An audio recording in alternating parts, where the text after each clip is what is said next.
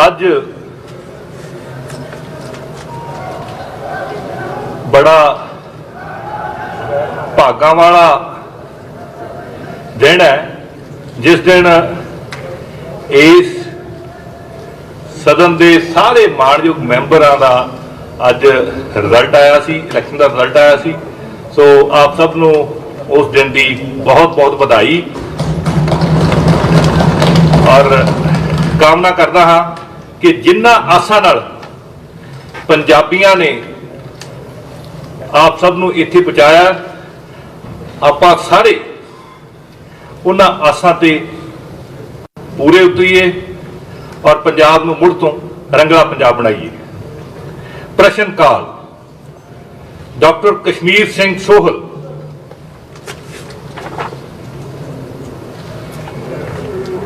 Absent. सरदार लखबीर सिंह राय। मानयोग speaker साहब, question number 764। सरदार कुलदीप सिंह धालीवाल पेंडू विकास के पंचायत मंत्री जवाब देंगे। मानयोग स्पीकर साहब, मैं तुहाडे राही मैंबर साहब नूं दसना चाहुंदा कि राज विच 12 आधुनिक पशु मंडियां बणीਆਂ ਹੋਈਆਂ ਹਨ। इन्हां विचों एक पशु मंडी पिंड नबीपुर जिला फतेहगढ़ साहब विखे स्थित है। राज के पशुओं च लिंपी स्किन बीमारी फैलन कारण अगस्त 2022 में पशु मंडियां बंद कर दी गई सन। हुण पशु मेले नीलाम होने उपरंत शुरू हो गए हैं। नबीपुर मंडी हर महीने की 12 ते 18 तरीक को लगती है। जेकर इस मंडी की रिपेयर की जरूरत हुई तो लोड़ अनुसार रिपेयर जी करवा दी जाएगी। जी मानयोग स्पीकर साहब जी, ये पेपर वर्क जी मंडी है 12 ते 18 लगती है, लेकिन एक्चुअली जोड़ा पशु मंडी जोड़ा ठेकेदार है वो माफिया पंजाब में बहुत बड़ा है। ये इत्थे जी 2011 पिंड नवीपुर विखे जी पशु मंडी स्टार्ट की गई सी। 7 करोड़ 75 लाख खर्च किए गए सी जदों, तो 16 एकड़ दे विच बनाई गई सी। ते अज जाके देखोगे खंडर बनी पई है। मैं मंत्री साहब तो तुहाडे राही ये पूछना चाहना कि जिहड़ा ये पशु मंडी ठेकेदारी माफिया है कि इहनूं खत्म करने की कोई जिवें पंजाब सरकार की तजवीज़ है? मंत्री जी सर, मैं मंडियां की रिपेयर बारे जवाब की सवाल का जिहड़ा जवाब तैयार करके लिया सीगा। जिहड़ा इन्हां दा मानयोग मैंबर साहब का दूजा सवाल है ਉਹਦਾ जवाब तो नहीं मैं लिया, पर मैनू इदां की कोई गल नहीं लगती जिहड़ी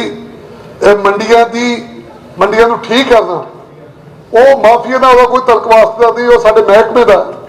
तो जे इन्हां दी मंडी दे विच प्रॉब्लम है, उत्थे समस्या तो कोई नहीं, उन्होंने आपां पहल के आधार पर मतलब जिहड़ा ठीक कर देंगे। कोई चक्कर नहीं, जिन्ने पैसे लगणगे असीं उत्ते पैसे ला के उहनूं ठीक कर देंगे।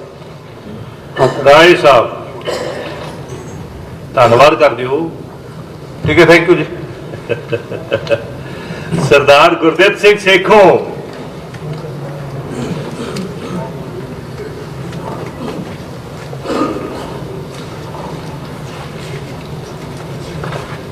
एबसेंट। सरदार करमबीर सिंह। स्पीकर साहब, सवाल नंबर 726 जी। श्री ब्रह्म शंकर जिंपा जी, मानयोग माल मंत्री। बहुत ही मानयोग स्पीकर साहब, मैं तुहानू दसना चाहना कि पिंड टोलू ਅਤੇ नौरंगपुर का सारा माल रिकॉर्ड मौजूद है। सब तहसील तलवाड़ा के पिंड पंबोताड़, हलेड़, डोर, कोठी की चकबंदी का रिकॉर्ड नहीं है। इन्हां पिंडां विच पिंड तलवाड़ा, हलेड़ का माल रिकॉर्ड पंजाब सरकार की नोटिफिकेशन अनुसार तैयार किया जा चुका है। डायरैक्टर भूमि रिकॉर्ड पंजाब पासों पिंड पंबोताड़ का माल रिकॉर्ड तैयार करने लई पंजाब लैंड रेवन्यू एक्ट 1887 की धारा 32 अधीन तजवीज़ मंगी हुई है। इस तो इलावा डिप्टी कमिश्नर हुशियारपुर वालों पिंड कोठी और डोहर का माल रिकॉर्ड पिंड तलवाड़ा की तर्ज से चकबंदी राही तैयार करवाने संबंधी ਕਾਰਵਾਈ ਕੀਤੀ ਜਾ ਰਹੀ ਹੈ। ਜੀ ਮਾਨਯੋਗ ਸਪੀਕਰ ਸਾਹਿਬ, ਮੈਂ ਮੰਤਰੀ ਸਾਹਿਬ ਨੂੰ ਪੁੱਛਣਾ ਚਾਹੁੰਦਾ ਕਿ ਜਿਹੜਾ ਇੱਕ ਤਾਂ ਹਲੇਰ ਪਿੰਡ ਦਾ ਜਨਾਬ ਨੇ ਕਿਹਾ ਕਿ ਰਿਕਾਰਡ ਤਿਆਰ ਹੋ ਚੁੱਕਿਆ ਹੈ, ਇਹ ਅਜੇ ਤੱਕ ਇੰਪਲੀਮੈਂਟ ਨਹੀਂ ਹੋਇਆ ਥੱਲੇ ਗਰਾਊਂਡ ਤੇ।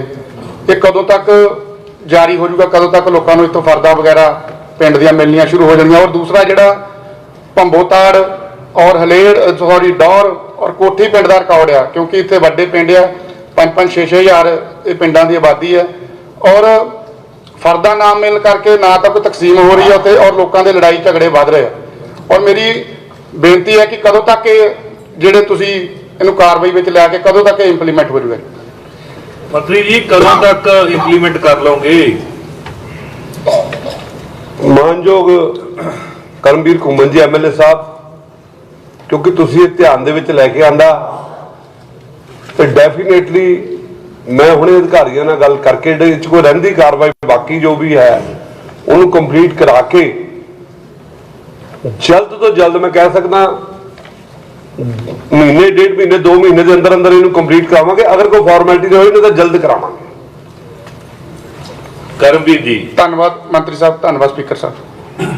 ਇਹ ਗੁਆਂਢੀ ਹੋਣ ਦਾ ਫਾਇਦਾ ਲੱਗਦਾ ਮੈਨੂੰ, ਹੈ ਠੀਕ ਠੀਕ। ਡਾਕਟਰ ਚਰਨਜੀਤ ਸਿੰਘ ਜੀ। ਧੰਨਵਾਦ ਸਪੀਕਰ ਸਾਹਿਬ। ਸਵਾਲ ਨੰਬਰ 723 ਸਰਦਾਰ ਹਰਜੋਤ ਸਿੰਘ ਬੈਂਸ।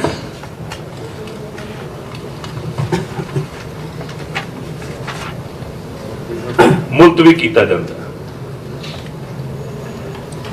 ਸ਼੍ਰੀ ਜਗਦੀਪ ਕੰਬੋਜ ਗੋਲਡੀ। स्पीकर साहब question number 669। Doctor Inderbir Singh Nijjar ਸਥਾਨਕ ਸਰਕਾਰ ਮੰਤਰੀ ਜਵਾਬ ਦੇਣਗੇ।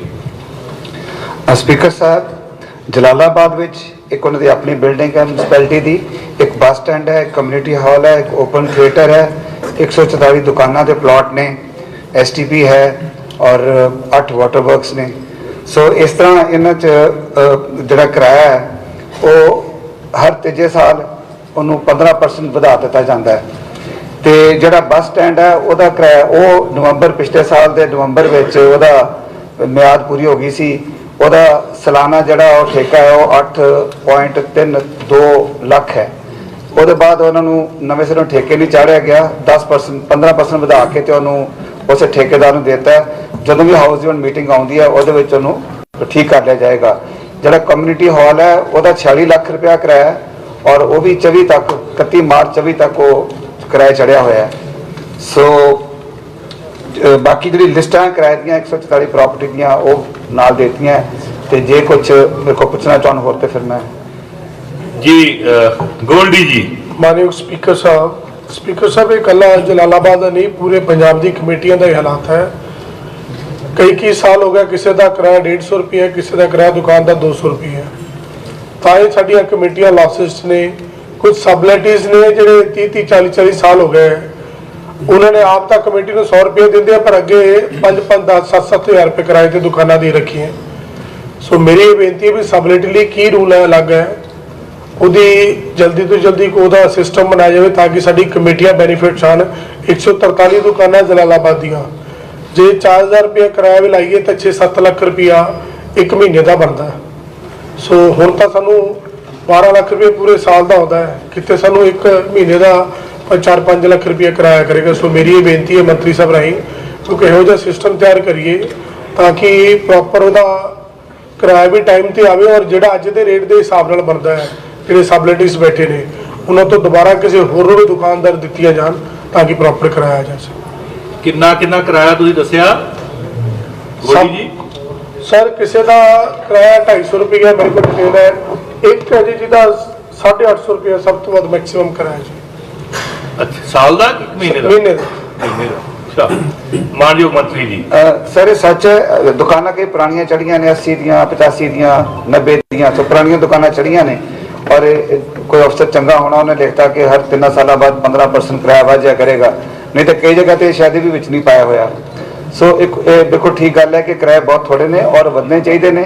असी इन्हों एक चिट्ठी पाई सी सारी कमेटियां 11/11/2022 Punjab management and transfer of municipal property act 2020 2020 ਦੇ ਧਾਰਾ 7 ਅਧੀਨ ਨਗਰ ਕੌਂਸਲ ਵੱਲੋਂ ਕਿਰਾਏ ਵਧਾਉਣ ਸੰਬੰਧੀ ਜਲਦ ਹੀ ਹਾਊਸ ਦੀ ਆਉਣ ਵਾਲੀ ਮੀਟਿੰਗ ਵਿੱਚ ਇਸ ਮੱਦ ਨੂੰ ਵਿਚਾਰਦੇ ਹੋਏ ਬਣਦੀ ਕਾਰਵਾਈ ਅਮਲ ਵਿੱਚ ਲਿਆਂਦੀ ਜਾਵੇ। ਅਸੀਂ ਦੁਬਾਰਾ ਰਿਮਾਈਂਡਰ ਵੀ ਦਿੱਤਾ ਉਹਨਾਂ ਨੂੰ, ਇਹ ਡੀਸੀ ਸਾਹਿਬ ਕਿਰਾਇਆ ਫਿਕਸ ਕਰਕੇ ਤੇ ਕਮੇਟੀਆਂ ਨਾਲ ਰਲ ਕੇ ਔਰ ਇਹ ਕਿਰਾਇਆ ਵਧਣੇ ਚਾਹੀਦੇ ਨੇ। ਜੇ ਸਬਲੈਟਿੰਗ ਹੈ ਤੇ ਸਬਲੈਟਿੰਗ ਕਾਨੂੰਨੀ ਤੌਰ ਤੇ ਗਲਤ ਹੁੰਦੀ ਹੈ ਤਾਂ ਉਹ ਵੀ ਜੇ ਲੋਕਲ ਕਮੇਟੀਆਂ, ਕਿਉਂਕਿ ਇੰਡੀਪੈਂਡੈਂਟ ਬਾਡੀਜ਼ ਹੁੰਦੀਆਂ ਨੇ, ਅਸੀਂ ਫੋਲੋ ਅਪ ਕਰ ਸਕਦੇ ਹਾਂ।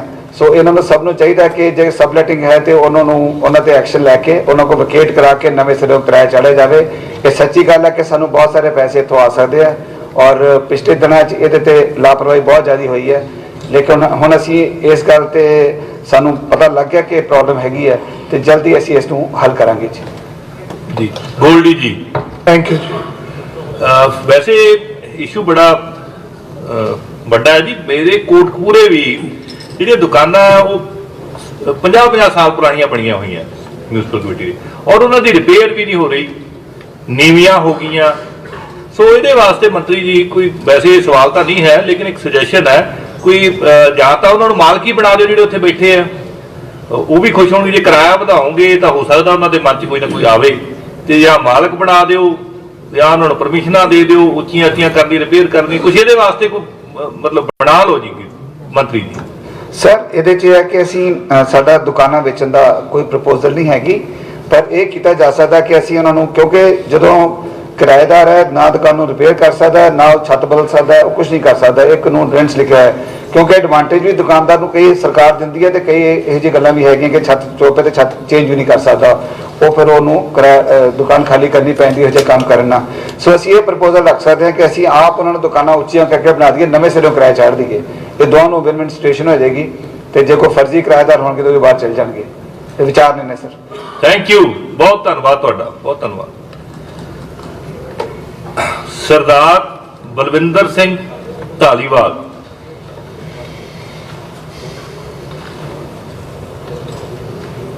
ਪਹੁੰਚ ਗਏ ਬਲਵਿੰਦਰ ਧਾਲੀਵਾਲ ਸਾਹਿਬ। ਧਾਲੀਵਾਲ ਸਾਹਿਬ ਤੁਹਾਡਾ ਕੁਐਸਚਨ ਹੈ।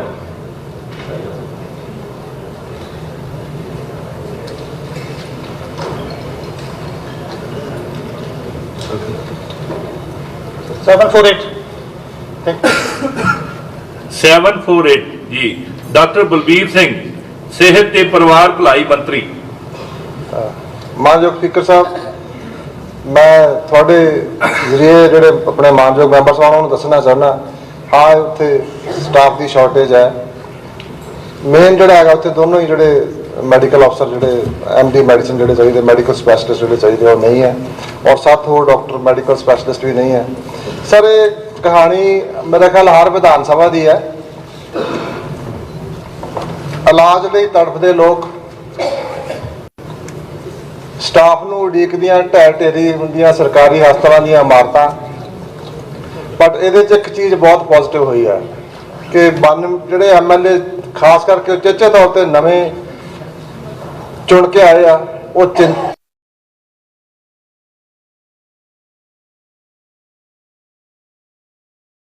ਬਹੁਤ ਫਿਰਦਾ, ਰੁਜ਼ਗਾਰ ਨੂੰ ਲੈ ਕੇ ਫਿਰਦਾ, ਉਹ ਪੰਜਾਬ ਦੇ ਭਲੇ ਲਈ, ਬਿਹਤਰੀ ਲਈ ਬਹੁਤ ਫਿਰਦਾ ਹੈ। ਔਰ ਉਹਨਾਂ ਦੇ ਸਾਹਮਣੇ, MLA ਦੇ ਸਾਹਮਣੇ, ਕਿਉਂਕਿ ਇਹ ਲੋਕਾਂ ਨੂੰ ਜਵਾਬ ਦਿਆ ਔਰ ਮੈਂ ਇਹਨਾਂ ਨੂੰ ਜਵਾਬ ਦਿਆ, ਇਹਨਾਂ ਦੇ ਸਾਹਮਣੇ ਇਹਨਾਂ ਦੇ ਜਿਹੜਾ ਕਟਾਰਾ ਹੁੰਦਾ ਉਹਦੇ 'ਚ ਖੜਾ ਹੋਇਆ ਪੰਜਾਬ ਦਾ ਸਿਹਤ ਮੰਤਰੀ, ਔਰ ਮੇਰੇ ਉੱਪਰ ਪੰਜਾਬ ਦਾ ਮੁੱਖ ਮੰਤਰੀ ਜਿਹੜਾ ਰੰਗਲਾ ਪੰਜਾਬ ਬਣਾਉਣਾ ਚਾਹੁੰਦਾ।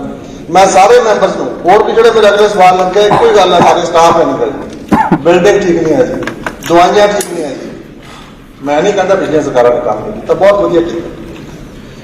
ਜਦੋਂ ਬਹੁਤ ਵਧੀਆ ਸਕੀਮਾਂ ਬਣਾਈਆਂ, ਜਦੋਂ ਸਕੀਮ ਲਾਗੂ ਕਰਨ ਦਾ ਮੌਕਾ ਆਉਂਦਾ ਸੀ ਕੋਡ ਲੱਗ ਜਾਂਦਾ ਸੀ, ਨਹੀਂ ਤਾਂ ਸਾਰਾ ਕੁਝ ਹੋ ਜਾਣਾ ਸੀ। ਲੇਕਿਨ ਮੈਂ ਇਸ ਸਦਨ ਨੂੰ ਵਿਸ਼ਵਾਸ ਦਵਾਉਣਾ, ਸਾਰੇ MLA ਨੂੰ ਵਿਸ਼ਵਾਸ ਦਵਾਉਣਾ ਕਿ ਅਸੀਂ ਕੋਡ ਲੱਗਣ ਤੋਂ ਪਹਿਲਾਂ ਤੁਹਾਨੂੰ ਦਵਾਈਆਂ ਵੀ ਦੇ ਦਾਂਗੇ, ਹਸਪਤਾਲਾਂ ਦੀ ਰਿਪੇਅਰ ਵੀ ਕਰਾ ਦਾਂਗੇ ਔਰ ਸਟਾਫ ਵੀ ਪੂਰਾ ਕਰ ਦਾਂਗੇ। ਇਹਦੇ 'ਚ ਬੇਨਤੀ ਸਿਰਫ ਇੰਨੀ ਹੈ ਜੀ ਕਿ ਜਦੋਂ ਅਸੀਂ ਡਾਕਟਰ ਰੱਖਣਾ, ਜੇ ਅਸੀਂ ਉਹਨੂੰ ਡਾਕਟਰ ਨੂੰ ਰੱਖਣਾ ਹੋਵੇ, ਜੇ ਅਸੀਂ ਉਹਨੂੰ ਜਿਹੜਾ ਕਿ ਪ੍ਰੋਪਰ ਪ੍ਰੋਸੀਜਰ ਹੈ ਪੰਜਾਬ ਪਬਲਿਕ ਸਰਵਿਸ ਕਮਿਸ਼ਨ ਨੂੰ ਭੇਜੀਏ ਤਾਂ 8 ਮਹੀਨੇ ਤੋਂ 10 ਮਹੀਨੇ ਦਾ ਜਾਂ 1 ਸਾਲ ਦਾ ਸਵਾਲ ਹੈ। ਜੇ ਅਸੀਂ ਯੂਨੀਵਰਸਿਟੀ 'ਚ ਵੀ ਕਰੀਏ ਫਿਰ ਵੀ 6 ਮਹੀਨੇ ਦਾ। ਵੈਸੇ ਪਹਿਲਾਂ ਪੇਪਰ ਲੀਕ ਹੋ ਜਾਂਦੇ ਸੀ, ਉਹ ਪ੍ਰੋਬਲਮ ਉਹ ਸੋਲਵ ਹੋ ਗਈ ਹੈ, ਉਹ ਪਲੱਗ ਹੋ ਗਈ ਹੈ, ਉਹ ਨਹੀਂ ਹੁੰਦੀ ਹੁਣ। ਲੇਕਿਨ ਅਸੀਂ ਉਹਨੂੰ ਸਾਰੇ ਨੂੰ ਬਾਈਪਾਸ ਕਰਦੇ ਹਾਂ। PC ਦੀ ਤਿਆਰੀ ਅਸੀਂ ਜਿਹੜਾ ਹੈਗਾ ਵਾਕ ਇਨ ਕੀਤੀ ਹੈ, ਮਤਲਬ ਸਾਨੂੰ ਕਰਨੀ ਪਈ ਹੈ। ਔਰ ਜਿੰਨੇ ਸਾਡੇ ਕੋਲ ਸਪੈਸ਼ਲਿਸਟ ਡਾਕਟਰ ਜਿਹੜੇ ਪਾਸ ਹੁੰਦੇ ਆ, ਮੈਂ ਉਹਨਾਂ ਨੂੰ ਬੇਨਤੀ ਕੀਤੀ ਹੈ ਕਿ ਜਦੋਂ ਵੀ ਉਹ ਪਾਸ ਹੁੰਦੇ ਆ ਉਹਨਾਂ ਨੂੰ ਸਭ ਤੋਂ ਪਹਿਲਾਂ ਮੇਰੇ ਕੋਲ ਬੁਲਾਉਣਾ ਹੈ, ਉਹਨਾਂ ਨੂੰ ਚਾਹ ਪਿਲਾਉਣੀ ਆ, ਉਹਨਾਂ ਨੂੰ ਹੱਥ ਜੋੜਨਾ ਕਿ ਫਲਾਣੀ ਜਗ੍ਹਾ ਤੇ ਲੱਗ ਪਈਆਂ ਬਾਈ ਕਿਤੇ ਜਾ ਕੇ ਜਵਾਬ ਇੰਸਟੈਂਟ ਪੋਸਟਿੰਗ ਕਰਾਂਗੇ। ਤੇ ਧਾਲੀਵਾਲ ਸਾਹਿਬ ਤੁਹਾਡਾ ਜਿਹੜਾ ਫੁਆੜੇ ਦਾ ਹਸਪਤਾਲ ਹੈ ਮੇਨ ਰੋਡ ਦੇ ਉੱਤੇ ਹੈ। ਦੂਜੀ ਗੱਲ ਮੈਂ ਜਿਹੜੇ ਆਪਣੇ ਯੂਨੀਅਨ ਹੈਲਥ ਮਿਨਿਸਟਰ ਆਏ ਸੀ ਉਹਨਾਂ ਨੇ ਬੇਨਤੀ ਕੀਤੀ ਸੀ, ਹਾਲਾਂਕਿ ਨਾਰਮਸ ਨਹੀਂ ਹੈ ਪੂਰੇ ਸਾਰੇ ਜ਼ਿਲ੍ਹਿਆਂ ਦੇ ਵਿੱਚ, ਜਿੱਥੇ ਆਲਰੇਡੀ ਨਹੀਂ ਹੈ ਉਹਨਾਂ ਸਾਰਿਆਂ ਦੇ ਵਿੱਚ ਇੱਕ ਟਰਾਮਾ ਸੈਂਟਰ ਵੀ ਦੇਵਾਂਗੇ। ਔਰ ਜਿੰਨੇ ਸਾਡੇ ਹਸਪਤਾਲ ਹੈ, ਪਹਿਲਾ ਮੇਰਾ ਟਾਰਗੇਟ ਹੈ ਕਿ ਸਾਡੇ 3 ਮੈਡੀਕਲ ਕਾਲਜ ਜਿਹੜੇ ਵੱਡੇ ਆ, ਚੌਥਾ ਸਾਡਾ ਮੁਹਾਲੀ ਵਾਲਾ, ਔਰ ਜਿਹੜੇ ਸਾਡੇ ਡਿਸਟ੍ਰਿਕਟ ਹਸਪੀਟਲ ਆ ਪਹਿਲਾਂ ਆਪਾਂ ਇਹਨਾਂ ਨੂੰ ਠੀਕ ਕਰੀਏ। When you have to do many things you have to start with one. ਜਿਹੜੇ ਡਿਸਟ੍ਰਿਕਟ ਹਸਪੀਟਲ ਆ ਇਹ ਮੇਰਾ ਪਹਿਲਾ ਟਾਰਗੇਟ ਹੈ ਕਿ ਪਹਿਲੇ ਸਾਲ ਕਰਦੀ ਹੈ ਸਾਡੀਆਂ ਨੈਸ਼ਨਲ ਐਕ੍ਰੈਡੀਟੇਸ਼ਨ ਬੋਰਡ ਫॉर ਹਸਪੀਟਲ ਕਹਿੰਦੇ ਆ, ਉਹਦੀਆਂ ਗਾਈਡਲਾਈਨਸ ਹੁੰਦੀਆਂ ਜਿਹੜੀਆਂ ਕਿ ਕਾਰਪੋਰੇਟ ਹਸਪੀਟਲ ਫੋਲੋ ਕਰਦੇ ਆ। ਸੋ ਮੈਂ ਸਾਰਿਆਂ ਨੂੰ ਬੇਨਤੀ ਕੀਤੀ ਹੈ ਕਿ ਉਹਦੇ ਐਸਟੀਮੇਟਸ ਬਣਾਓ। ਸਭ ਤੋਂ ਪਹਿਲਾਂ ਆਪਣੇ ਜਿਹੜੇ ਸਾਡੇ ਡਿਸਟ੍ਰਿਕਟ ਹਸਪੀਟਲ ਆ they should be A class, then we will do the sub division hospitals, then we will do the community health centres and private health centres. So ਇਹ 3 ਸਾਲ ਦੇ ਵਿੱਚ ਸਾਰਾ ਅਸੀਂ ਇਹਨੂੰ ਸੈੱਟ ਕਰ ਦਾਂਗੇ। ਪਰ ਜਿਹੜਾ ਸਾਨੂੰ ਸਟਾਫ ਹੈ ਉਹ ਅਸੀਂ ਕੋਸ਼ਿਸ਼ ਕਰਾਂਗੇ ਕਿ 1 ਸਾਲ ਦੇ ਵਿੱਚ ਤੁਹਾਡੇ ਕੋਲੇ 3 ਕੰਮ ਹੋ ਜਾਣ, ਡਾਕਟਰ ਹੋਵੇ, ਦਵਾਈ ਮਿਲ ਜਾਏ, ਟੈਸਟ ਉੱਥੇ ਹੋ ਜਾਏ। ਇਹ 3 ਕੰਮ ਮੇਰਾ ਪਹਿਲੇ ਸਾਲ ਦਾ ਟਾਰਗੇਟ ਹੈ ਜੀ। ਬਹੁਤ ਬਹੁਤ ਧੰਨਵਾਦ। Thank you. Dhaliwal Sahib sir ਇਹਦੇ ਵਿੱਚ ਇੱਕ ਤਾਂ ਟਾਈਮ ਸ਼ੋਰ ਕਰ ਦਿਓ ਸਰ ਜੀ, ਕਿ ਕਦੋਂ ਤੱਕ ਹੋ ਜਾਏਗਾ। ਤਾਂ ਕਿਉਂਕਿ ਜੇ ਪਹਿਲਾਂ ਤੁਸੀਂ ਸਟਾਰਟ ਪਹਿਲਾਂ ਡਿਸਟ੍ਰਿਕਟ ਲੈਵਲ ਤੇ ਕਰ ਰਹੇ ਹੋ, ਪਰ ਜਿਵੇਂ ਸਾਡਾ ਸਬ ਡਿਵੀਜ਼ਨ ਹੈਗਾ, ਸਬ ਡਿਵੀਜ਼ਨ ਹੈਗੀ ਸਾਡਾ, ਤਾਂ ਸਬ ਡਿਵੀਜ਼ਨ ਸਾਡਾ ਤਾਂ ਬਹੁਤ ਨੰਬਰ ਆਲਰੇਡੀ ਲੇਟ ਆਏਗਾ।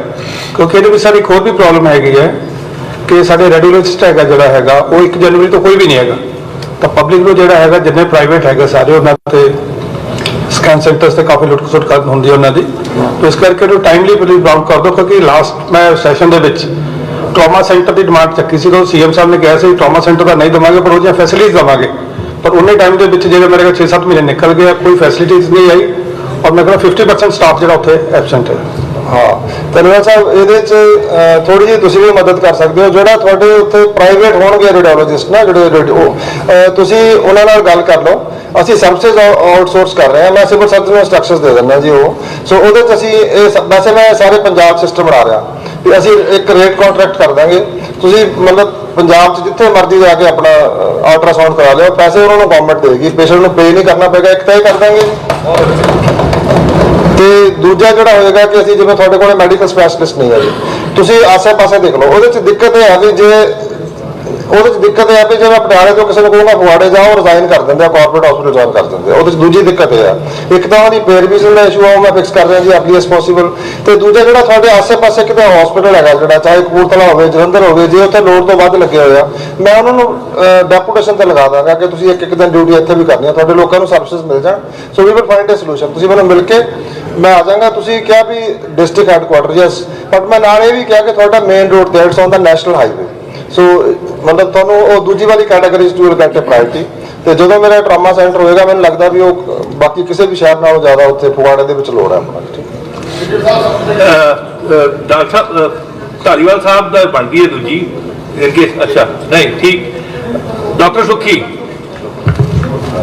You get it. ਧੰਨਵਾਦ ਸਪੀਕਰ ਸਾਹਿਬ। ਕਮਾਲ ਹੈ ਜੀ, ਸਪਲੀਮੈਂਟਰੀ ਤਾਂ ਦਿਓ ਨਾ ਜੀ। ਸਰ ਮੈਂ ਸਪਲੀਮੈਂਟਰੀ ਲੈ ਰਹੇ ਆ ਜੀ। ਐ ਨਾ ਕਰਿਆ ਕਰੋ, ਹੁਣ ਤੁਸੀਂ ਕਾਹਲੇ ਵਾਲੇ ਪੈ ਗਏ।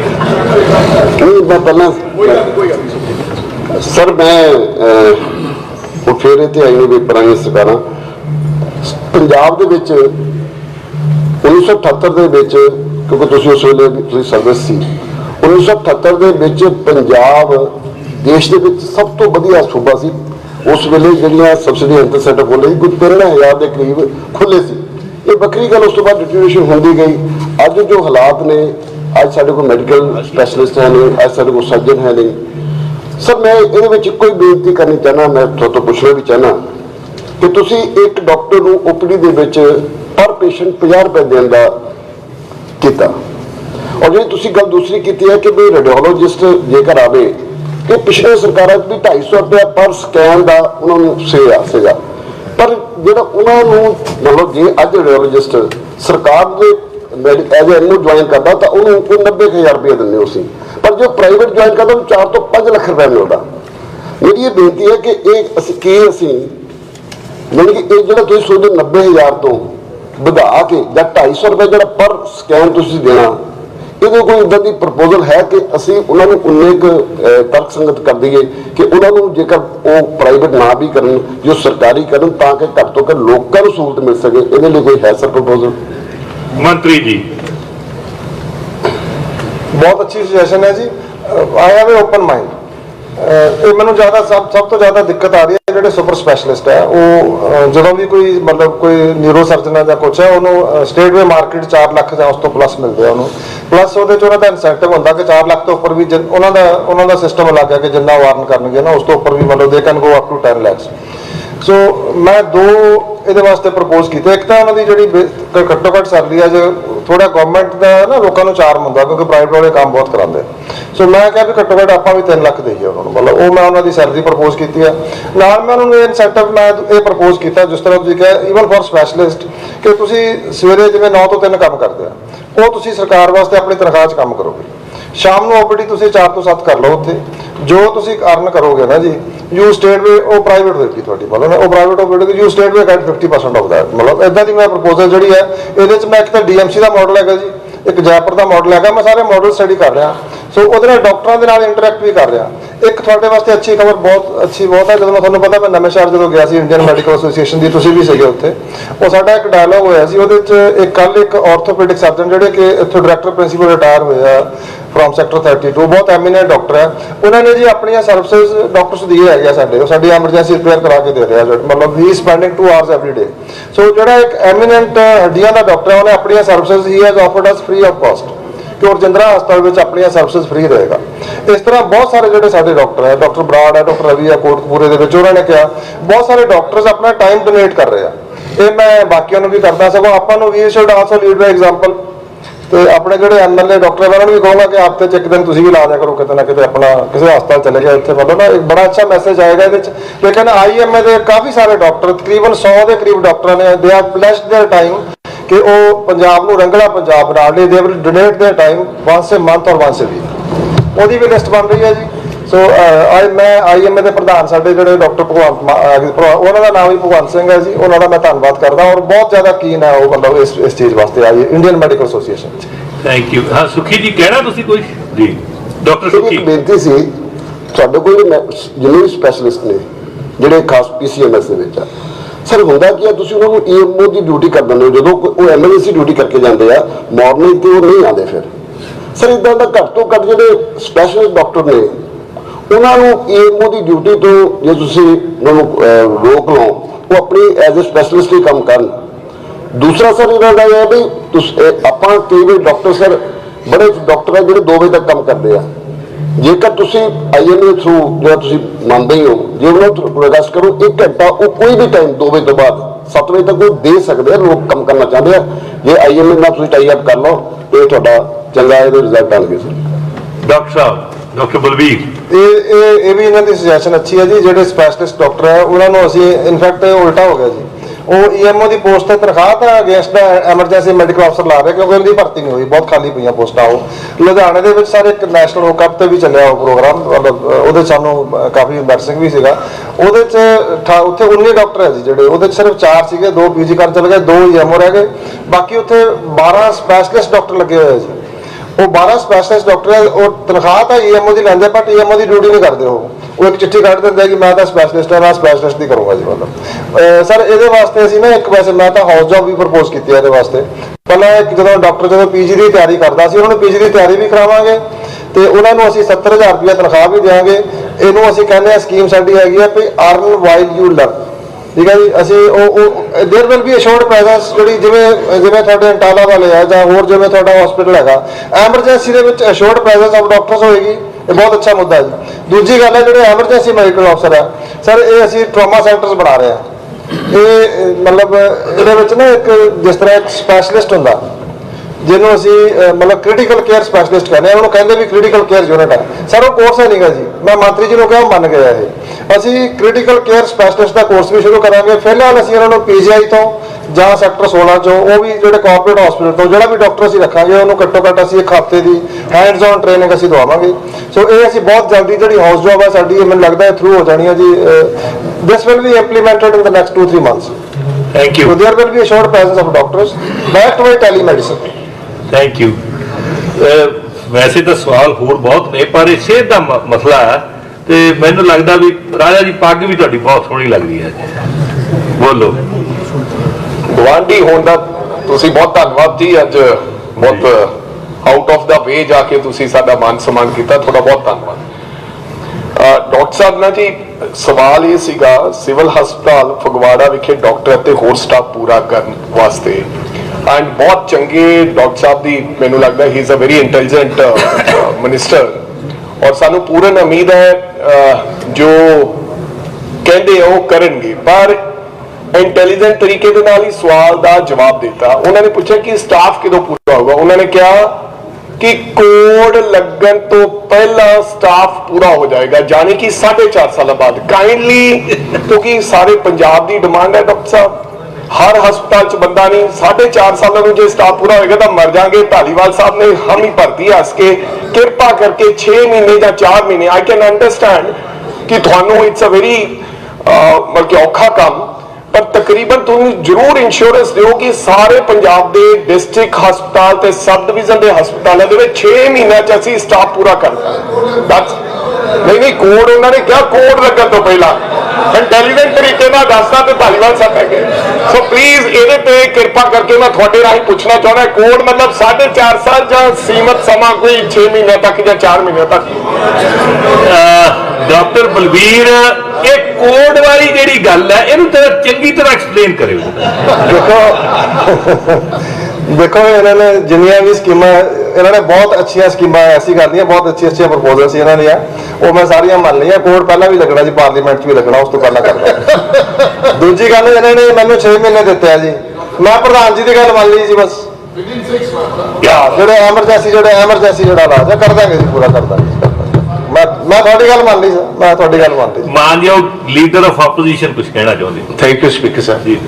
Sir, Dr. Balbir Singh is a very, very good health minister. One of the few choices that the AAP has made, ਜਿਹੜੀਆਂ ਕੋਈ ਚੰਗੀਆਂ ਨੇ ਚੰਦ, ਉਹਨਾਂ ਵਿੱਚ ਇੱਕ ਹੈ ਅੱਛੀ ਚੋਇਸ। ਬਟ ਮੈਂ ਡਾਕਟਰ ਸਾਹਿਬ ਤੁਹਾਨੂੰ ਇਹ ਪੁੱਛਣਾ ਚਾਹਾਂਗਾ, ਤਕਰੀਬਨ ਤੁਹਾਨੂੰ 650 ਕਰੋੜ ਤੋਂ ਵੱਧ ਰੁਪਇਆ ਆਯੁਸ਼ਮਾਨ ਭਾਰਤ ਤੋਂ ਡਾਕਟਰ ਜਿਹੜਾ ਉੱਥੋਂ ਦਾ ਮਿਨਿਸਟਰ ਹੈ ਹੈਲਥ ਦਾ, ਉਹਨੇ ਇਹ ਗੱਲ ਕਲੀਅਰ ਕਰ ਦਿੱਤੀ ਹੈ ਕਿ ਜੇ ਤੁਸੀਂ ਇਹ ਪੈਸਾ ਡਿਵਰਟ ਕਰਕੇ ਆਮ ਆਦਮੀ ਕਲੀਨਿਕਸ 'ਚ ਲੈ ਕੇ ਜਾਓਗੇ, ਅਸੀਂ ਸਾਰੀ ਉਹ ਪੈਸਾ ਗ੍ਰਾਂਟ ਬੰਦ ਕਰ ਦਾਂਗੇ। 600 ਤਕਰੀਬਨ 75-76 ਕਰੋੜ ਰੁਪਏ ਇਸ ਟਾਈਮ ਤੱਕ ਪੰਜਾਬ ਦੇ ਵਿੱਚ ਹੈਲਥ ਸਰਵਿਸ ਜੋ ਮਰਜ਼ੀ ਕੋ, ਕਿਸੇ ਨੂੰ ਕੋਈ 1 ਸਾਲ ਦੇ ਵਿੱਚ ਕਿਸੇ ਪਿੰਡਾਂ ਦੇ ਵਿੱਚ ਸ਼ਹਿਰਾਂ ਦੇ ਵਿੱਚ ਕਿਸੇ ਨੂੰ ਕੋਈ ਲਾਭ ਨਹੀਂ ਮਿਲਿਆ। ਔਨ ਗਰਾਊਂਡ ਮੈਂ ਦੱਸਣਾ ਚਾਹੁੰਦਾ, ਆਉਂਦੇ ਟਾਈਮ ਤੁਸੀਂ ਕਹਿ ਰਹੇ ਹੋ ਵੀ 1 minute, we wish you the best, we wish you the best. ਇੱਕ ਮੇਰੀ ਸੁਣੋ, ਅਸੀਂ ਤੁਹਾਨੂੰ ਵਿਸ਼ ਕਰਨਾ ਚਾਹੁੰਦੇ ਆ ਸਰ, ਸਾਰੀਆਂ ਰੂਰਲ ਡਿਸਪੈਂਸਰੀਆਂ ਹਸਪਤਾਲਾਂ ਚੋਂ ਡਾਕਟਰ ਕੱਢ ਉਧਰ ਲਈ ਜਾਂਦੇ ਨੇ। ਕਾਈਂਡਲੀ ਕਿਰਪਾ ਕਰਕੇ ਔਨ ਗਰਾਊਂਡ ਗੱਲ ਕਰੀਏ, ਇੱਥੇ ਗੱਲ ਨਾ ਕਰੀਏ। ਅਜੇ ਤੱਕ ਤਾਂ ਕੁਝ ਨਹੀਂ ਜਿਸ ਹੋ ਰਿਹਾ, ਪਰ ਸਾਨੂੰ ਤੁਹਾਡੇ ਤੋਂ expectation, you are a well meaning minister and you are one of those ਜਿਹਨੂੰ ਆਪਣੇ ਮਹਿਕਮੇ ਦੀ ਸਮਝ ਹੈ। ਹੁਣ ਜਵਾਬ ਲੈ ਲਈ, ਗੁਜ਼ਾਰਿਸ਼ ਤੁਹਾਨੂੰ ਇਹ ਕਰਨਾ ਚਾਹਾਂਗਾ। ਬਾਜਵਾ ਸਾਹਿਬ ਜਵਾਬ ਲੈ ਲਈ। ਠੀਕ ਹੈ ਮੰਤਰੀ ਜੀ। ਬਾਜਵਾ ਸਾਹਿਬ, ਮੈਂ ਬੇਨਤੀ ਕਰਨੀ ਚਾਹੁੰਦਾ ਕਿ ਕੱਲ ਮੈਂ ਕਾਫੀ ਦੇਰ ਬੋਲਿਆ ਸੀ ਸਦਨ ਦੇ ਵਿੱਚ, ਤੁਸੀਂ ਵੈਸੇ ਕਿਹਾ ਸੀਗਾ ਵੀ ਅਸੀਂ ਮੁੱਖ ਮੰਤਰੀ ਸਾਹਿਬ ਦਾ ਬਾਈਕਾਟ ਕਰਨਾ ਬੰਦ ਕਰ, ਤੁਸੀਂ ਮੇਰਾ ਵੀ ਬਾਈਕਾਟ ਕਰਤਾ। ਮੈਂ ਸਾਰੀਆਂ ਗੱਲਾਂ ਦੇ ਜਵਾਬ ਦਿੱਤੇ ਜਿਹੜੇ ਤੁਸੀਂ ਅੱਜ ਸਵਾਲ ਮੈਨੂੰ ਪੁੱਛਿਆ ਨਾ, ਮੈਂ ਕੱਲ੍ਹ ਇਹਦੇ ਜਵਾਬ ਦੇ ਚੁੱਕਿਆ। ਮੈਂ ਤੁਹਾਡੇ ਬੈਨੀਫਿਟ ਲਈ ਇੱਕ ਵਾਰੀ ਇਹਨਾਂ ਨੂੰ ਰਿਪੀਟ ਕਰਦਾ ਜੀ। ਪਹਿਲੀ ਗੱਲ ਤਾਂ ਤੁਸੀਂ ਸਰ ਉਹਦੇ ਵਿੱਚ ਚਲੋ ਗੱਲ ਹੁਣ ਗੱਲ ਲੈ ਲਓ ਸਰ ਜੀ, ਪਿੱਛੇ ਨਹੀਂ ਦੇਖਣਾ, ਅੱਗੇ ਦੇਖਦੇ ਆ ਜੀ। ਗੱਲ ਲੈ ਲਓ। ਇੱਕ ਤਾਂ ਪਹਿਲੀ ਗੱਲ ਤਾਂ ਤੁਸੀਂ ਕਿਹਾ ਵੀ ਹੁਣ ਤੱਕ ਕਿਸੇ ਨੂੰ ਫਾਇਦਾ ਨਹੀਂ ਹੋਇਆ। ਦੋ ਗੱਲਾਂ ਤੁਸੀਂ ਮੈਂ ਕਰਾ ਦੇਖੋ ਮੇਰੀ ਵੈਰੀ ਬਰੀਫਲੀ ਜੀ, ਵੈਰੀ ਬਰੀਫਲੀ ਇੱਕ ਮਿੰਟ ਬੁਧਰਾਮ ਜੀ ਜਿਹੜਾ ਬੈਠੋ ਸਰ, ਗਲੀਆਂ ਨਾਲੀਆਂ ਸੜਕਾਂ ਇਹ 70 ਸਾਲ ਤੋਂ ਬਣਦੀਆਂ ਹੀ ਆਈਆਂ ਤੇ ਬਣਦੀਆਂ ਹੀ ਰਹਿਣਗੀਆਂ। ਸਿਹਤ ਔਰ ਸਿੱਖਿਆ ਸਭ ਤੋਂ ਜ਼ਿਆਦਾ ਇੰਪੋਰਟੈਂਟ ਨੇ। ਮੈਨੂੰ ਪਤਾ ਹੈ ਜਦੋਂ ਕਿਸੇ ਦਾ ਢਿੱਡ ਦੁਖਦਾ ਹੁੰਦਾ ਤੇ ਮੈਡੀਕਲ ਕਾਲਜ ਫਰੀਦਕੋਟ ਜਾਂਦਾ ਸੀ, ਉਹ ਅੱਜ ਤੋਂ 10 ਸਾਲ 15 ਪਹਿਲਾਂ ਦੀ ਗੱਲ ਹੈ, ਤੇ ਉਹਨੂੰ ਕਹਿੰਦੇ ਸੀ ਅਲਟਰਾਸਾਊਂਡ ਕਰਾਉਣਾ ਤੇ 28 ਦਿਨਾਂ ਬਾਅਦ ਆਈ, ਤੇ ਹਜੇ ਵੀ ਹਾਲਾਤ ਉਹ ਇੰਪਰੂਵ ਨਹੀਂ ਹੋਏ, ਉਹ ਇੰਪਰੂਵ ਕਰਾਉਣੇ। ਇਸ ਕਰਕੇ ਹੈਲਥ ਵਾਲੀ ਡਿਸਕਸ਼ਨ ਚੱਲਣ ਦਿਓ। ਜੀ ਮੰਤਰੀ ਸਰ, ਹੁਣ ਤੱਕ ਜੀ ਜਿਹੜੇ ਸਾਡੇ ਪਹਿਲਾਂ 100 ਬਣੇ ਸੀ ਉਹਨਾਂ ਦੇ ਵਿੱਚ 1 ਮਿਲੀਅਨ, ਹੁਣ ਉਹ ਫਿਗਰ 2 ਮਿਲੀਅਨ ਤੇ ਪਹੁੰਚ ਚੁੱਕੀ ਆ। 2 ਮਿਲੀਅਨ ਜਿਹੜੇ ਲੋਕ ਆ ਉਹ ਆਮ ਆਦਮੀ ਕਲੀਨਿਕ ਦਾ ਫਾਇਦਾ ਉਠਾ ਚੁੱਕੇ ਆ। ਗਰੀਬ ਤੋਂ ਗਰੀਬ ਬੰਦਾ ਬਹੁਤ ਵਧੀਆ ਦਵਾਈ ਲੈ ਕੇ ਗਿਆ ਜੀ, ਲੋਕ ਠੀਕ ਹੋ ਰਹੇ ਆ, ਲੋਕ ਵਾਹ-ਵਾਹ ਕਰ ਰਹੇ ਆ। ਇੱਕ ਤਾਂ ਇਹ ਗੱਲ ਹੈ ਵੀ ਜਿਹੜਾ ਕਿਸੇ ਨੂੰ ਫਾਇਦਾ ਨਹੀਂ ਹੋਇਆ, 2 ਮਿਲੀਅਨ ਕਾਫੀ ਹੁੰਦੇ ਆ ਜੀ ਮਤਲਬ। ਔਰ ਇਹ ਪਹਿਲੀ ਵਾਰੀ ਹੋਇਆ ਕਿ ਪ੍ਰਾਇਮਰੀ ਹੈਲਥ ਕੇਅਰ ਦੇ ਵਿੱਚ assured presence of doctor Bajwa Sahib, test ਵੀ ਹੋ ਜਾਂਦੇ ਆ। ਥੋੜੀਆਂ ਮੋਟੀਆਂ ਟੀਥਿੰਗ ਟਰਬਲ ਹੈਗੀਆਂ, ਟੈਸਟ ਹੋਰ ਇੰਪਰੂਵ ਹੋਣਗੇ। ਮੈਂ ਦੱਸਿਆ 1 ਮਹੀਨੇ ਦਾ ਸਾਡਾ ਉਹਨਾਂ ਦੇ ਨਾਲ ਟੈਂਡਰ ਹੋ ਚੁੱਕਿਆ, ਜਦੋਂ ਮਤਲਬ ਬਿਲਕੁਲ ਸਾਰੇ ਯੂਨੀਫਾਰਮ ਹੋ ਜਾਣਗੇ, ਲੇਕਿਨ ਦਵਾਈ ਮਿਲ ਰਹੀ ਹੈ ਸਭ ਨੂੰ। ਇੱਕ ਤਾਂ ਪਹਿਲੀ ਗੱਲ ਤਾਂ ਇਹ ਹੈ ਜੀ। ਦੂਜੀ ਗੱਲ ਤੁਸੀਂ ਆਯੁਸ਼ਮਾਨ ਦੀ ਕੀਤੀ ਹੈ ਜੀ। ਆਯੁਸ਼ਮਾਨ ਦੀ ਦਸੰਬਰ ਦੇ ਵਿੱਚ ਤੁਸੀਂ ਜਿਹੜਾ ਸੀਗਾ ਪਿਛਲੀ ਸਰਕਾਰ ਸੀ ਜਿਹੜੀ, ਉਹਨਾਂ ਨੇ ਉਹ ਅਬਰਪਟਲੀ ਉਹਨੂੰ ਕੈਂਸਲ ਕਰਤਾ ਸੀ, ਉਹਦੇ ਨਾਲ ਡਿਸਰਪਸ਼ਨ ਹੋਈ। ਅਸੀਂ ਉਹਨੂੰ ਚੈਰਿਟੀ ਮੋਡ ਤੇ ਚਲਾ ਰਹੇ ਹਾਂ, ਉਹ ਸਾਡੀ ਸਕੀਮ ਵੀ ਚੱਲਦੀ ਹੈ ਜੀ। ਲੇਕਿਨ ਮੈਂ ਜਿਹੜੇ ਯੂਨੀਅਨ ਹੈਲਥ ਮਿਨਿਸਟਰ ਆ, ਮੈਂ ਉਹਨਾਂ ਨੂੰ ਪਰਸਨਲੀ ਮਿਲਿਆ ਸੀ, ਉਹਨਾਂ ਨਾਲ ਸਾਰੀ ਗੱਲ ਕੀਤੀ ਹੈ। ਅਸੀਂ ਕੋਈ ਫੰਡ ਡਿਵਰਟ ਨਹੀਂ ਕੀਤਾ ਆਯੁਸ਼ਮਾਨ ਦਾ। ਸਾਡੇ ਸਭ ਤੋਂ ਜ਼ਿਆਦਾ ਦੇਸ਼ ਦੇ ਵਿੱਚ ਜਿਹੜੇ ਹੈਗੇ ਸਾਡੇ ਹੈਲਥ ਐਂਡ ਵੈਲਨੈਸ ਸੈਂਟਰ, ਉਹਦੇ 'ਚ ਡਾਕਟਰ ਨਹੀਂ ਹੁੰਦਾ, ਉਹਦੇ 'ਚ CHO ਹੁੰਦਾ, ਜੋ ਕਿ ਇੱਕ ਟ੍ਰੇਨਡ ਨਰਸ ਹੁੰਦੀ ਹੈ ਜਾਂ ਕੋਈ ਆਯੁਰਵੈਦਿਕ ਦਾ ਡਾਕਟਰ ਹੁੰਦਾ। ਪਿੰਡਾਂ ਦੇ ਵਿੱਚ ਜਿਹੜੇ ਸਾਡੇ 353 ਸਾਡੇ ਆਮ ਆਦਮੀ ਕਲੀਨਿਕ ਆ, ਉਹ ਪਿੰਡਾਂ ਦੇ ਨਾਲ ਵਿਤਕਰਾ ਸੀ, ਉਹ ਪਿੰਡਾਂ ਦੇ ਵਿੱਚ ਖੁੱਲੇ ਆ। ਸੋ ਕੋਈ ਵੀ ਫੰਡ ਡਿਵਰਟ ਨਹੀਂ ਹੋਇਆ ਜੀ। ਔਰ ਜਿਹੜੇ ਡਾਕਟਰ ਅਸੀਂ ਲਏ ਵੀ ਸੀ, ਜਿਹੜੇ ਤੁਹਾਡੇ ਜਿੱਥੇ ਜਿਹੜਾ ਲੋਕਾਂ ਨੂੰ ਆਬਜੈਕਸ਼ਨ ਸੀਗਾ, ਵੀ ਹੈਵ ਕੰਸੀਡਰਡ ਦੈਟ ਸਾਡੀ ਜਿਹੜੀ ਰਿਕਰੂਟਮੈਂਟ ਚੱਲਦੀ ਪਈ ਆ, ਉਹ ਅਸੀਂ ਉਹਨਾਂ ਨੂੰ ਸਾਰਿਆਂ ਨੂੰ ਰਿਪਲੇਸ ਕਰਕੇ ਉਹ ਜਿਹੜੇ ਪੁਰਾਣੇ ਡਾਕਟਰ ਜਿੱਥੇ ਲੱਗਿਆ ਹੋਇਆ ਸੀਗਾ, ਉਹਨਾਂ ਨੂੰ ਸਾਰੇ ਸਟਾਫ ਨੂੰ ਉੱਥੇ ਭੇਜਾਂਗੇ। ਅਸੀਂ ਨਵਾਂ ਸਟਾਫ ਰਿਕਰੂਟ ਹੋ ਰਿਹਾ। ਇਹਦੇ ਨਾਲ ਸਰ ਮੈਸਿਵ ਸਕੇਲ ਦੇ ਉੱਤੇ ਇੰਪਲੋਇਮੈਂਟ ਜਨਰੇਸ਼ਨ ਹੋ ਰਹੀ ਆ, ਲੋਕਾਂ ਦੀਆਂ ਸਰਵਿਸਿਜ਼ ਬੈਟਰ ਹੋ ਰਹੀਆਂ। ਜਦੋਂ ਕੋਈ ਸੜਕ ਵੀ ਬਣਨੀ ਹੁੰਦੀ ਆ, ਸੀਵਰੇਜ ਪੈਣਾ ਹੁੰਦਾ, ਲੋਕਾਂ ਨੂੰ ਥੋੜੀ ਦੇਰ ਇਨਕਨਵੀਨੀਅੰਸ ਹੁੰਦੀ ਆ। ਸੋ ਇੱਕ ਮੇਜਰ ਜਿਹੜੀ ਹੈਗੀ ਆ, ਉਹ ਟਰਾਂਸਫਾਰਮੇਸ਼ਨ ਹੋ ਰਹੀ ਹੈ ਸਰਵਿਸਿਜ਼ ਦੀ, ਮੇਜਰ ਟਰਾਂਸਫਾਰਮੇਸ਼ਨ ਹੋ ਰਹੀ ਹੈ ਸਰ। ਤੁਸੀਂ ਇਹਨਾਂ ਨੇ ਮੈਨੂੰ, ਤੁਹਾਡੇ ਪ੍ਰਧਾਨ ਜੀ ਨੇ ਮੈਨੂੰ 6 ਮਹੀਨੇ ਦਿੱਤੇ ਆ, ਤੁਸੀਂ ਵੀ ਦੇ ਦਿਓ ਜੀ। ਬਹੁਤ ਬਹੁਤ ਧੰਨਵਾਦ। Thank you. ਅੱਗੇ ਚੱਲੀਏ ਬਾਜਵਾ ਜੀ। ਤੁਹਾਡੇ ਫਾਇਦੇ ਦਾ, ਜਿਸ ਹਲਕੇ ਨੂੰ ਤੁਸੀਂ ਰਿਪਰੈਜ਼ੈਂਟ ਕਰਦੇ ਹੋ, ਉਸ ਏਰੀਏ ਉੱਥੇ ਅਜੇ ਵਾਈਸ ਚਾਂਸਲਰ ਸਰ ਬਦਲੇ ਨੂੰ ਕਈ ਮਹੀਨੇ ਹੋ ਗਏ। Baba Farid university medical college ਜਿਹੜਾ, ਕਦੋਂ ਤੱਕ ਉਹ ਕਿਰਪਾ ਕਰ ਦੋ ਕਿ ਵਾਈਸ ਚਾਂਸਲਰ ਲਾਓ? That is part of your concern. Thank you. ਤੁਸੀਂ ਮੇਰੀ ਗੱਲ ਕਹਿਤੀ, ਪਰ ਇਹ ਸਵਾਲ ਵੱਖਰਾ ਬਣਦਾ ਕਰੀਏ ਨਹੀਂ, ਬਟ ਉਹ ਹੈ ਤਾਂ ਮੰਤਰੀ ਤਿਆਰੀ ਫਿਰ ਕਰਕੇ ਆਉਣਗੇ ਨਾ, ਲੈ ਲਈਏ ਇੱਕ ਵਾਰ। ਉਹ ਤਿਆਰੀ ਇਸ ਗੱਲ ਦੀ ਤਾਂ ਇਹਦੇ ਵਾਸਤੇ ਵੀ ਤਿਆਰੀ ਤਿਆਰੀ ਵੀ ਕਰ ਲਈ ਹੈ। ਬੈਠੋ ਜੀ, ਬੈਠੋ। ਸਰਦਾਰ ਮਨਜੀਤ ਸਿੰਘ ਬਿਲਾਸਪੁਰ ਸਾਹਿਬ 695 ਸਰ। ਹਾਂ, ਮਿਨਿਸਟਰ ਸਾਹਿਬ ਅਨਵਿਲ ਨੇ, ਆਪਾਂ ਇਹਨੂੰ ਡੈਫਰ ਕਰਦੇ ਆ, ਲੇਟ ਆਉਣਗੇ ਫਿਰ ਲੈ ਲਾਂਗੇ ਜੀ। Thank you. ਹਾਂਜੀ, ਆਨਸਰ ਤਾਂ ਆ ਗਿਆ, ਪਰ ਜਵਾਬ ਦੇਣ ਵਾਸਤੇ ਮੰਤਰੀ ਜੀ ਚਾਹੀਦੇ ਆ। ਉਹ ਤਾਂ ਠੀਕ ਹੈ, ਫਿਰ ਤਾਂ ਠੀਕ ਹੈ। ਹਾਂਜੀ,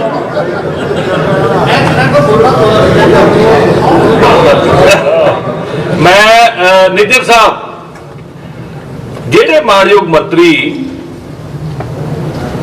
ਕਿਸੇ ਕਾਰਨ ਵਸ਼ ਨਹੀਂ ਪਹੁੰਚ ਸਕਦੇ, ਬਿਮਾਰ ਕੋਈ ਵੀ ਹੋ ਸਕਦਾ, ਕੋਈ ਐਸੀ ਗੱਲ ਨਹੀਂ, ਲੇਕਿਨ ਉਹ ਆਪਦੇ ਜਿਹੜੇ ਕੁਐਸਚਨ ਆ ਉਹਨਾਂ ਨੂੰ ਆਨਸਰ ਕਰਨ ਵਾਸਤੇ ਆਥੋਰਾਈਜ਼ ਤਾਂ ਕਰ ਸਕਦੇ ਆ ਨਾ ਦੂਸਰੇ ਬੰਦੇ। ਸੋ ਇਹਦਾ ਜਿਹੜਾ ਧਿਆਨ, ਜਿਹੜੇ ਮੰਤਰੀ ਸਾਹਿਬਾਨ ਤੁਹਾਡੀ ਗੱਲ ਨਹੀਂ ਮੰਨਦੇ, ਕੀ ਕੋਈ ਕਾਰਵਾਈ ਕਰੋਗੇ ਜੀ ਉਹਨਾਂ ਦੀ?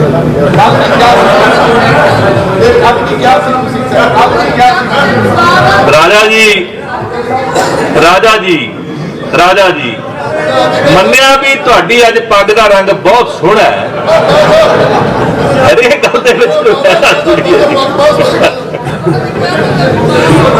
ਸਰਦਾਰ Shri Avtar Singh junior. Speaker sahib 683। Doctor Baljit Kaur, honourable social security minister.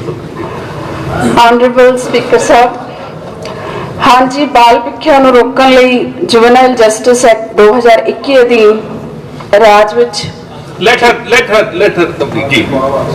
ਕੋਈ ਗੱਲ ਕਰ ਲੈਂਦੇ ਉਹਨਾਂ ਨੂੰ, ਗੱਲ ਚਲੀ ਜਾਊਗੀ ਜੀ। ਰਾਜ ਵਿੱਚ ਮੁਕੰਮਲ ਰੋਕ ਲਗਾਈ ਗਈ ਹੈ। ਸਾਲ 2022-23 ਵਿੱਚ 260 ਬੱਚਿਆਂ ਨੂੰ ਬਾਲ ਭਿੱਖਿਆ ਤੋਂ ਰੈਸਕਿਊ ਕਰਕੇ ਰੀਹੈਬਿਲਿਟੇਟ ਕੀਤਾ ਗਿਆ ਹੈ। ਬਾਲ ਭਿੱਖਿਆ ਖਤਮ ਕਰਨ ਲਈ ਪੰਜਾਬ ਰਾਜ ਬਾਲ ਅਧਿਕਾਰ ਰੱਖਿਆ ਕਮਿਸ਼ਨ ਵੱਲੋਂ ਐਕਸ਼ਨ ਪਲਾਨ ਬਣਾਇਆ ਗਿਆ ਹੈ, ਜਿਸ ਅਨੁਸਾਰ ਜ਼ਿਲ੍ਹਾ ਪੱਧਰ ਤੇ ਕਾਰਵਾਈ ਕੀਤੀ ਜਾਂਦੀ ਹੈ। ਰਾਜ ਵਿੱਚ ਬਾਲ ਭਿੱਖਿਆ ਖਤਮ ਕਰਨ ਲਈ ਡਿਪਟੀ ਕਮਿਸ਼ਨਰਜ਼ ਵੱਲੋਂ ਜ਼ਿਲ੍ਹਾ ਪੱਧਰ ਤੇ ਡਿਸਟ੍ਰਿਕਟ ਟਾਸਕ ਫੋਰਸ ਬਣਾਈ ਗਈ ਹੈ ਤੇ ਸਮੇਂ-ਸਮੇਂ ਤੇ ਬਾਲ ਮਜ਼ਦੂਰੀ ਅਤੇ ਭੀਖ ਮੰਗ ਰਹੇ ਬੱਚਿਆਂ ਨੂੰ ਰੈਸਕਿਊ ਕਰਦੀ ਹੈ। ਜੀ ਸਪੀਕਰ ਸਾਹਿਬ, ਤੁਹਾਡੇ ਮਾਰਫਤ ਮੇਰੀ ਰਿਕੁਐਸਟ ਹੈ, ਮੇਰਾ ਜਿਹੜਾ ਸਵਾਲ ਸੀ ਉਹਦਾ ਇਹ ਅੱਧਾ ਵੀ ਨਹੀਂ, ਇੱਕ ਚੌਥਾ ਜਵਾਬ ਆਇਆ, ਜਿਹਦੇ ਵਿੱਚ ਮੈਂ ਪੁੱਛਿਆ ਸੀਗਾ ਕਿ is it right that state has taken necessary action against beggary? Sir ਉਹਦੇ ਵਿੱਚ ਇਹਨਾਂ ਨੇ ਸਿਰਫ ਜੁਵਨਾਈਲ ਐਕਟ ਦਾ ਜਿਹੜਾ ਹੈਗਾ ਉਹ ਵੇਰਵਾ ਦਿੱਤਾ ਹੈਗਾ।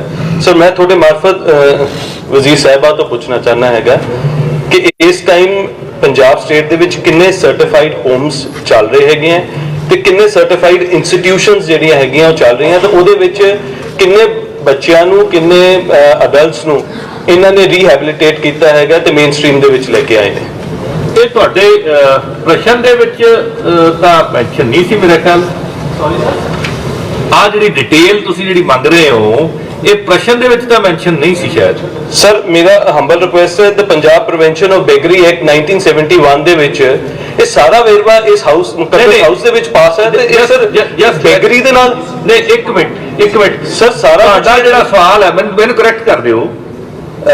ਇਹ ਹੈਗਾ 683, will the social security minister be pleased to state, is it right that state has taken necessary action against beggary? How much beggars has been rehabilitated in the year 2022-23 in the state? What action has been taken by the state in the year 2022-23 to eradicate a child beggary in that case? ਤੁਸੀਂ ਇਹ detail ਤੇ ਮੰਗੀ ਨਹੀਂ ਹੈ ਕਿਉਂਕਿ of hand she'll have to prepare that answer ਨਾ। Sir ਮੇਰੀ detail ਹੁੰਦੀ ਹੈ ਸਰ, ਮੈਂ ਉਹਦੇ ਵਿੱਚ ਡਿਟੇਲ ਹੀ ਮੰਗੀ ਹੈ ਸਰ। ਨੋ ਸਰ ਹੁਣ ਮੈਨੂੰ ਇੱਕ ਦੱਸੋ, ਰੀਹੈਬਿਲਿਟੇਸ਼ਨ ਕਿੱਥੇ ਹੋਣੀ ਹੈ, ਜਾਂ ਸਰਟੀਫਾਈਡ ਹੋਮਸ ਚ ਹੋਣੀ ਹੈ ਜਾਂ ਸਰਟੀਫਾਈਡ ਇੰਸਟੀਟਿਊਟਸ ਚ ਹੋਣੀ ਹੈ? The question should be crisp, question should be pointed। ਠੀਕ ਹੈ ਸਰ, ਇਹ ਹੁਣ ਜਨਰਲ ਨਹੀਂ, ਆਪਾਂ ਸਪਲੀਮੈਂਟਰੀ ਜਨਰਲ ਨਹੀਂ ਲੈ ਸਕਦੇ ਮੇਰੇ ਖਿਆਲ। ਸਰ ਇਹ ਜਨਰਲ ਥੋੜੀ ਹੈ ਸਰ। ਸਰ ਮੈਨੂੰ ਇਹ ਦੱਸ ਦਿਓ ਸਰ ਕਿ ਜਿਹੜਾ ਰੀਹੈਬਿਲਿਟੇਸ਼ਨ ਹੋਣੀ ਹੈ ਬੈਗਰਸ ਦੀ, ਉਹ ਕਿੱਥੇ ਹੋਣੀ ਹੈ ਜੀ? ਕਿੱਥੇ ਹੋਣੀ ਹੈ ਜੀ, ਦੱਸ ਦਿਓ ਮੰਤਰੀ ਜੀ। ਆਨਰੇਬਲ ਸਪੀਕਰ ਸਾਹਿਬ, ਜੋ ਮੈਂਬਰ ਸਾਹਿਬ ਨੇ ਗੱਲ ਕੀਤੀ ਹੈ ਪ੍ਰੀਵੈਂਸ਼ਨ ਆਫ ਬੈਗਰੀ ਐਕਟ ਦੀ, ਇਹ ਮਦਰ ਐਕਟ ਹੈ ਜਿਸ ਦੇ ਵਿੱਚ ਇਹ ਦਰਜ ਕੀਤਾ ਗਿਆ ਹੈ ਕਿ ਕੋਈ ਵੀ ਪੁਲਿਸ ਆਫੀਸਰ ਜਾਂ ਡਿਸਟ੍ਰਿਕਟ ਮੈਜਿਸਟ੍ਰੇਟ ਵੱਲੋਂ ਅਧਿਕਾਰਤ ਕੋਈ ਵੀ ਅਫਸਰ ਭੀਖ ਮੰਗਦੇ ਕਿਸੇ ਵੀ ਵਿਅਕਤੀ ਨੂੰ ਬਿਨਾਂ ਕਿਸੇ ਵਾਰੰਟ ਤੋਂ ਇਮੀਡੀਏਟਲੀ ਅਰੈਸਟ ਕਰ ਸਕਦਾ ਹੈ। ਸੋ ਉਸ ਜਿਹੜਾ ਸਾਰਾ ਪਾਰਟ ਹੈ ਉਹ ਪੁਲਿਸ ਡਿਪਾਰਟਮੈਂਟ ਜਾਂ ਹੋਮ ਡਿਪਾਰਟਮੈਂਟ ਨਾਲ ਸੰਬੰਧਿਤ ਹੈ, ਔਰ ਉਸ ਦਾ ਹੀ ਇੱਕ ਪਾਰਟ ਜਿਹੜਾ ਮੈਂ ਜੁਵੀਨਾਈਲ ਜਸਟਿਸ ਐਕਟ ਕਰ ਰਹੀ ਹਾਂ, ਜਿਸ ਦਾ ਬਿਆਨ ਕਰ ਰਹੀ ਹਾਂ, ਉਸ ਦੇ ਅਧੀਨ ਜੋ ਸਾਡੇ ਡਿਪਾਰਟਮੈਂਟ ਦੇ ਅੰਡਰ ਆਉਂਦਾ ਹੈ, ਉਹਦੇ ਵਿੱਚ ਅਸੀਂ ਸਪੈਸ਼ਲੀ ਬੱਚਿਆਂ ਦੀ ਕੇਅਰ ਵਾਸਤੇ, ਬੱਚਿਆਂ ਨੂੰ ਬਚਾਉਣ ਵਾਸਤੇ ਜੁਵੀਨਾਈਲ ਜਸਟਿਸ ਐਕਟ ਦੇ ਅਧੀਨ ਕੰਮ ਕਰਦੇ ਹਾਂ, ਜਿਸ ਦੇ ਅਧੀਨ ਮੈਂ ਜਿਵੇਂ ਦੱਸਿਆ ਕਿ 266 ਬੱਚੇ ਜਿਹੜੇ ਅਸੀਂ ਰੈਸਕਿਊ ਕੀਤੇ। ਔਰ ਜਿਹੜੀ ਇਹਨਾਂ ਨੇ ਸਪੈਸ਼ਲ ਪੁੱਛਿਆ ਕਿ 2022-23 ਦੌਰਾਨ ਕੁਝ ਸਪੈਸ਼ਲ ਕੀਤਾ ਗਿਆ, ਤਾਂ ਮੈਂ ਦੱਸ ਦਵਾਂ ਕਿ ਅਸੀਂ ਜ਼ਿਲ੍ਹਾ ਸ਼੍ਰੀ ਮੁਕਤਸਰ ਸਾਹਿਬ ਤੋਂ ਸ਼ੁਰੂ ਕੀਤਾ ਸੀ ਪ੍ਰੋਗਰਾਮ ਵਿਦਿਆ ਪ੍ਰਕਾਸ਼ ਸਕੂਲ ਵਾਪਸੀ ਦਾ ਆਗਾਜ਼, ਤੇ ਉਸ ਨੂੰ ਪੂਰੇ ਪੰਜਾਬ ਵਿੱਚ ਚਲਾਇਆ ਸੀ, ਜਿਸ ਦੇ ਦੌਰਾਨ ਅਸੀਂ ਸਲਮ ਏਰੀਆ ਸਜਾ ਕੇ ਬੱਚਿਆਂ ਦੀਆਂ ਵੋਕੇਸ਼ਨਲ ਟ੍ਰੇਨਿੰਗ ਕਰਾ ਕੇ ਬੱਚਿਆਂ ਨੂੰ ਬੈਗਰੀ ਤੋਂ ਬਚਾਉਣ ਲਈ ਵੀ ਤੇ ਚਾਈਲਡ ਲੇਬਰ ਤੋਂ ਬਚਾਉਣ ਲਈ ਵੀ 466 ਬੱਚਿਆਂ ਨੂੰ ਸਕੂਲਾਂ ਵਿੱਚ ਦੁਬਾਰਾ ਐਨਰੋਲ ਕਰਾਇਆ ਸੀ। ਇੱਕ ਮਿੰਟ ਮੰਤਰੀ ਜੀ, ਥੋੜਾ ਜਿਹਾ ਇਹਦੇ 'ਚ ਕਲੈਰੀਫਿਕੇਸ਼ਨ ਦੀ ਲੋੜ ਹੈ। ਇਹਨਾਂ ਦਾ ਜਿਹੜਾ ਕੁਐਸਚਨ ਹੈ ਉਹਦੇ ਵਿੱਚ ਇਹਨਾਂ ਨੇ ਬੈਗਰੀ ਨੂੰ ਰੋਕਣ ਵਾਸਤੇ ਪੁੱਛਿਆ, ਇਹਨਾਂ ਨੇ ਜੁਵੈਨਾਈਲ ਜਿਹੜੀ ਬੈਗਰੀ ਹੈ ਉਹਦੇ ਵਾਸਤੇ ਸਪੈਸੀਫਿਕ ਨਹੀਂ ਕੀਤਾ। ਸੋ ਤੁਹਾਨੂੰ ਭੀਖ ਮੰਗਣ ਨੂੰ ਰੋਕਣ ਦੀ ਜਿਹੜਾ ਕੀ ਐਕਸ਼ਨ ਲੈ ਉਹਦੇ ਬਾਰੇ ਤੁਹਾਡੇ ਕੋਲ ਜਵਾਬ ਬਣਦਾ। ਆਨਰੇਬਲ ਸਪੀਕਰ ਸਾਹਿਬ, ਮੈਂ ਫਿਰ ਉਹੀ ਸਪਸ਼ਟੀਕਰਨ ਦੇਣਾ ਚਾਹਾਂਗੀ ਕਿ ਜੋ ਅਸੀਂ ਬੈਗਰੀ ਦੀ ਗੱਲ ਕਰਦੇ ਹਾਂ, ਪ੍ਰੀਵੈਂਸ਼ਨ ਆਫ ਬੈਗਰੀ ਐਕਟ ਦੀ ਗੱਲ ਕਰਦੇ ਹਾਂ, ਕੁਝ ਐਡ ਕਰਨਾ ਚਾਹੁੰਦੇ ਆ ਜੀ ਜੋਨੀ ਜੀ? ਇਹ ਸਵਾਲ ਆਪਾਂ ਮੁਲਤਵੀ ਕਰਦੇ, ਇਹ ਮੈਨੂੰ ਬਾਅਦ ਚ ਜਵਾਬ ਦੇ ਦੇਣ, ਲੇਕਿਨ ਦਰੁਸਤ ਜਵਾਬ ਪਲੀਜ਼ ਦੇ ਦੇਣ ਸਰ। ਬਿਲਕੁਲ, ਇਹਨੂੰ ਤੁਸੀਂ ਜੇ ਠੀਕ ਸਮਝਦੇ ਤਾਂ ਹੁਣ ਦੇ ਦਿਓ ਜਵਾਬ, ਜੇ ਅਗਰ ਮੈਂ ਉਹੀ ਗੱਲ ਸਰ ਮੈਂ ਕਲੀਅਰ ਕਰਨਾ ਚਾਹਾਂਗੀ ਕਿ ਅਗਰ ਅਸੀਂ ਅਡਲਟਸ ਵਿੱਚ ਬੈਗਰੀ ਨੂੰ ਪ੍ਰੀਵੈਂਸ਼ਨ ਲਈ ਕੀ ਕੀਤਾ ਜਾਂ ਉਹ ਹੋਮ ਡਿਪਾਰਟਮੈਂਟ ਨਾਲ ਸੰਬੰਧਿਤ ਜਵਾਬ ਲੈਣਾ ਚਾਹੁੰਦੇ ਆ, ਤਾਂ ਉਹ ਸਾਰੇ ਜ਼ਿਲ੍ਹਿਆਂ ਤੋਂ ਜਿਹੜੀ ਕੰਪਾਈਲਡ ਰਿਪੋਰਟ ਲਿਆ ਕੇ ਮੈਂ ਮੈਂਬਰ ਸਾਹਿਬ ਨੂੰ ਦੁਬਾਰਾ ਦਰੁਸਤ ਕਰਕੇ ਦੇ ਦੇਵਾਂਗੀ। ਥੈਂਕ ਯੂ ਜੀ। ਕਿਸ ਡੇਟ ਤੱਕ ਮੁਲਤਵੀ ਕਰੋਗੇ? ਉਸ ਦਿਨ ਮੈਨੂੰ ਇਹ ਜਵਾਬ ਦੇ ਦੇਣ, ਮੈਂ ਉਸ ਦਿਨ ਸਪਲੀਮੈਂਟਰੀ ਪੁੱਛ ਲੂੰਗਾ ਸਰ। ਮੰਤਰੀ ਜੀ ਨੈਕਸਟ ਕੁਐਸਚਨ ਸੈਸ਼ਨ ਚ ਲੈ ਲਈਏ ਜਾਂ ਅੱਗੇ ਬਾਅਦ ਚ ਦੇਣਾ ਚਾਹੁੰਦੇ ਤੁਸੀਂ? ਸਰ ਨਹੀਂ ਸਰ 22 ਨੂੰ ਕਰ ਦਿਓ ਸਰ। ਕੀ ਕਰਦੇ ਕਰ 22 ਤਰੀਕ ਤੱਕ 22 ਵਾਲੇ ਚ ਕਰਦੇ ਹਾਂ। ਠੀਕ ਹੈ ਸਰ, ਥੈਂਕ ਯੂ। ਕਿਸੇ ਸਾਡੀ ਕੋਡ ਲੱਗ ਅੱਛਾ, ਆਫ ਦੀ ਰਿਕਾਰਡ ਅੱਜ ਸਰਦਾਰ ਹਰਪਾਲ ਸਿੰਘ ਚੀਮਾ ਮਾਨਯੋਗ ਵਿੱਤ ਮੰਤਰੀ ਵੱਲੋਂ ਵਿਧਾਨ ਸਭਾ ਲੌਂਜ ਵਿਖੇ ਸਾਰੇ ਮਾਨਯੋਗ ਮੈਂਬਰ ਸਾਹਿਬਾਨ ਦੇ ਸਨਮਾਨ ਵਿੱਚ 1 ਵਜੇ ਬਾਅਦ ਦੁਪਹਿਰ ਖਾਣੇ ਦਾ ਪ੍ਰਬੰਧ ਕੀਤਾ ਗਿਆ ਹੈ। ਜਿਸ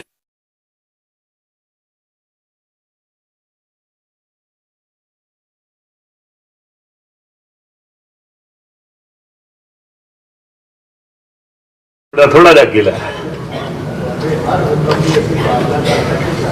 ਦਾ ਧਿਆਨ ਕਰਨਾ ਬਸ ਹੀ ਨਹੀਂ। ਅੱਜ ਖਾਣੇ ਦੇ ਜ਼ਰੂਰ ਆ ਜੀ। ਜੋ ਤੁਹਾਡਾ ਹੁਕਮ ਹੋਏਗਾ ਜੀ, ਆਪ ਦਸਤਾਰ ਦਾ ਰੰਗ ਤੇ ਮੰਨਣਾ ਹੀ ਪੈਣਾ। Thank you, thank you, thank you, thank you. Next question ਜੀ, ਸ਼੍ਰੀਮਤੀ ਗਨੀਵ ਕੌਰ ਮਜੀਠੀਆ ਜੀ। ਸਪੀਕਰ ਸਾਹਿਬ 505। ਸਰਦਾਰ ਹਰਭਜਨ ਸਿੰਘ ਮਾਨਯੋਗ ਲੋਕ ਨਿਰਮਾਣ ਮੰਤਰੀ ਪੰਜਾਬ ਜਵਾਬ ਦੇਣਗੇ। ਜੀ ਹਾਂ ਸਪੀਕਰ ਸਾਹਿਬ, ਅੰਮ੍ਰਿਤਸਰ ਮਜੀਠਾ ਫਤਿਹਗੜ੍ਹ ਚੂੜੀਆਂ ਸੜਕ ਦੀ ਹਾਲਤ ਖਰਾਬ ਹੈ। ਇਸ ਸੜਕ ਦੀ ਰਿਪੇਅਰ ਦੀ ਤਜਵੀਜ਼ central road infrastructure fund scheme ਅਧੀਨ ਸਾਲ 2022-23 ਵਿੱਚ ਕੀਤੀ ਗਈ ਹੈ। ਇਸ ਸਕੀਮ ਦੀ ਪ੍ਰਵਾਨਗੀ ਅਤੇ ਬਜਟ ਅਲਾਟਮੈਂਟ ਭਾਰਤ ਸਰਕਾਰ ਤੋਂ ਹੋਣ ਉਪਰੰਤ ਇਹ ਕੰਮ ਕਰਵਾਇਆ ਜਾਵੇਗਾ।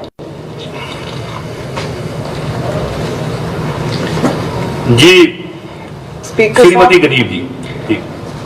ਸਪੀਕਰ ਸਾਹਿਬ, ਮੈਂ ਮਾਨਯੋਗ ਮੰਤਰੀ ਸਾਹਿਬ ਵੱਲੋਂ ਉਹਨਾਂ ਨੇ ਆਪ ਇਹ ਮੰਨਿਆ ਹੈ ਕਿ ਰੋਡ ਦੀ ਹਾਲਤ ਬਹੁਤ ਖਸਤਾ ਹੈ ਤੇ ਮੈਂ ਮੰਤਰੀ ਸਾਹਿਬ ਦੇ ਧਿਆਨ ਵਿੱਚ ਲਿਆਉਣਾ ਚਾਹੁੰਦੀ ਹਾਂ ਕਿ ਇਹ ਸੜਕ ਇੱਕ ਮੇਜਰ ਡਿਸਟ੍ਰਿਕਟ ਰੋਡ ਹੈ ਤੇ ਇਸ ਦੀ ਰਿਪੇਅਰ 2013-14 ਵਿੱਚ ਹੋਈ ਸੀ, ਜਿਹੜੀ ਸਟੇਟ ਫੰਡਾਂ ਨਾਲ ਹੋਈ ਸੀ ਤੇ ਇਹਦੀ ਰਿਪੇਅਰ ਹਰ 5 ਸਾਲ ਬਾਅਦ ਹੋਣੀ ਚਾਹੀਦੀ ਸੀਗੀ ਤੇ ਜਿਹੜੀ 2018-19 ਵਿੱਚ ਹੋਣੀ ਸੀ ਤੇ ਅੱਜ ਤੱਕ ਇਹਦੀ ਰਿਪੇਅਰ ਨਹੀਂ ਹੋਈ ਹੈ। 10 ਸਾਲ ਹੋ ਚੁੱਕੇ ਨੇ।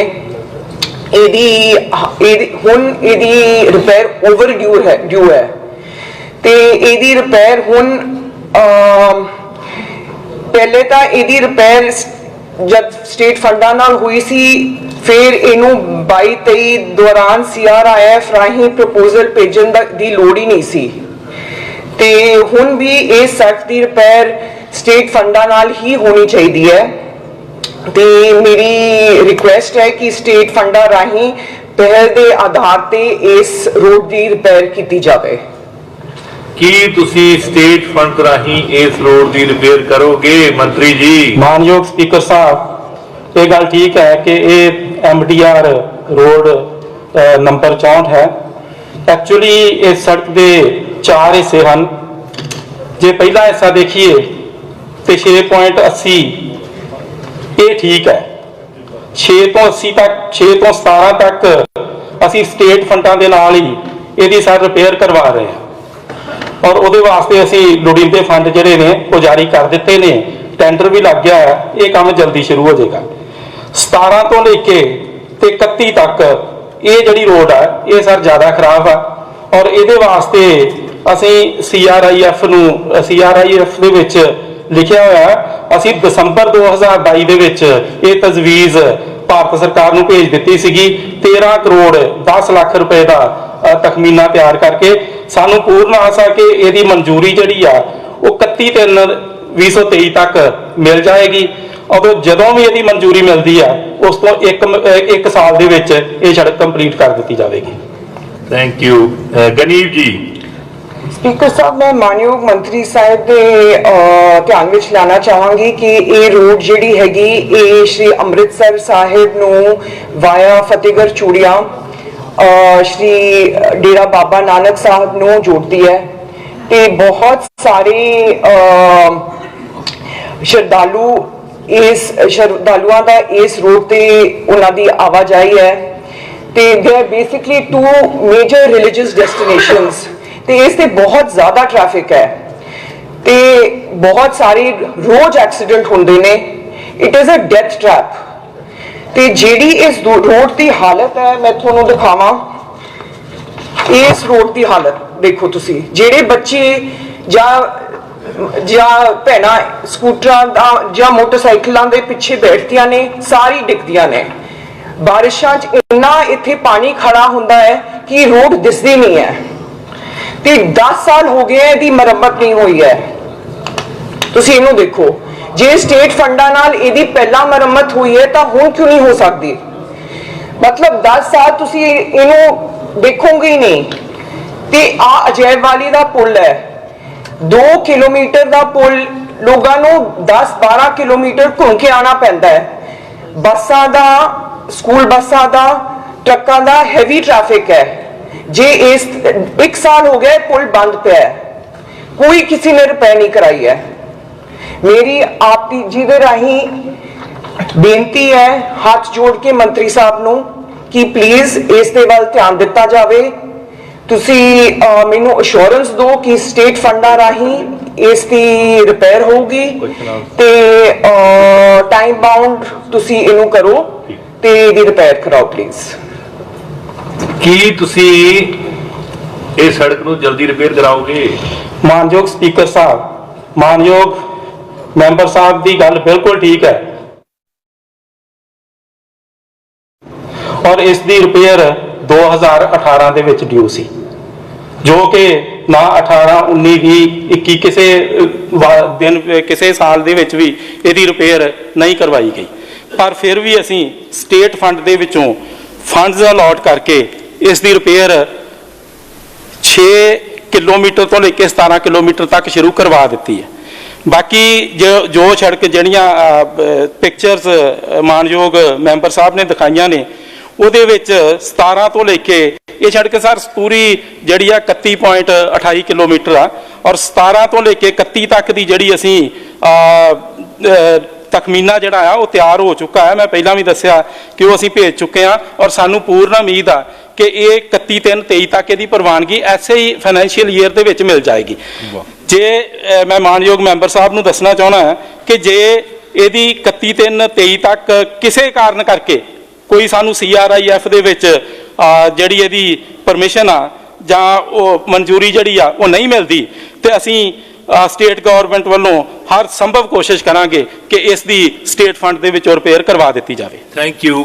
ਗਰੀਬ ਜੀ, 2 ਹੁੰਦੀਆਂ ਜਿਹੜੀਆਂ ਚਲੋ ਗਨੀਬ ਜੀ ਜੀ ਪ੍ਰਪੋਜ਼ਲ ਇਹਨਾਂ ਨੇ 22-23 ਦੀ ਦਿੱਤੀ ਸੀ, 22-23 ਤੱਕ ਨਿਕਲ ਗਿਆ, ਮਤਲਬ ਉਹਦੀ ਪ੍ਰਪੋਜ਼ਲ ਤਾਂ ਕੈਂਸਲ ਹੋ ਗਈ।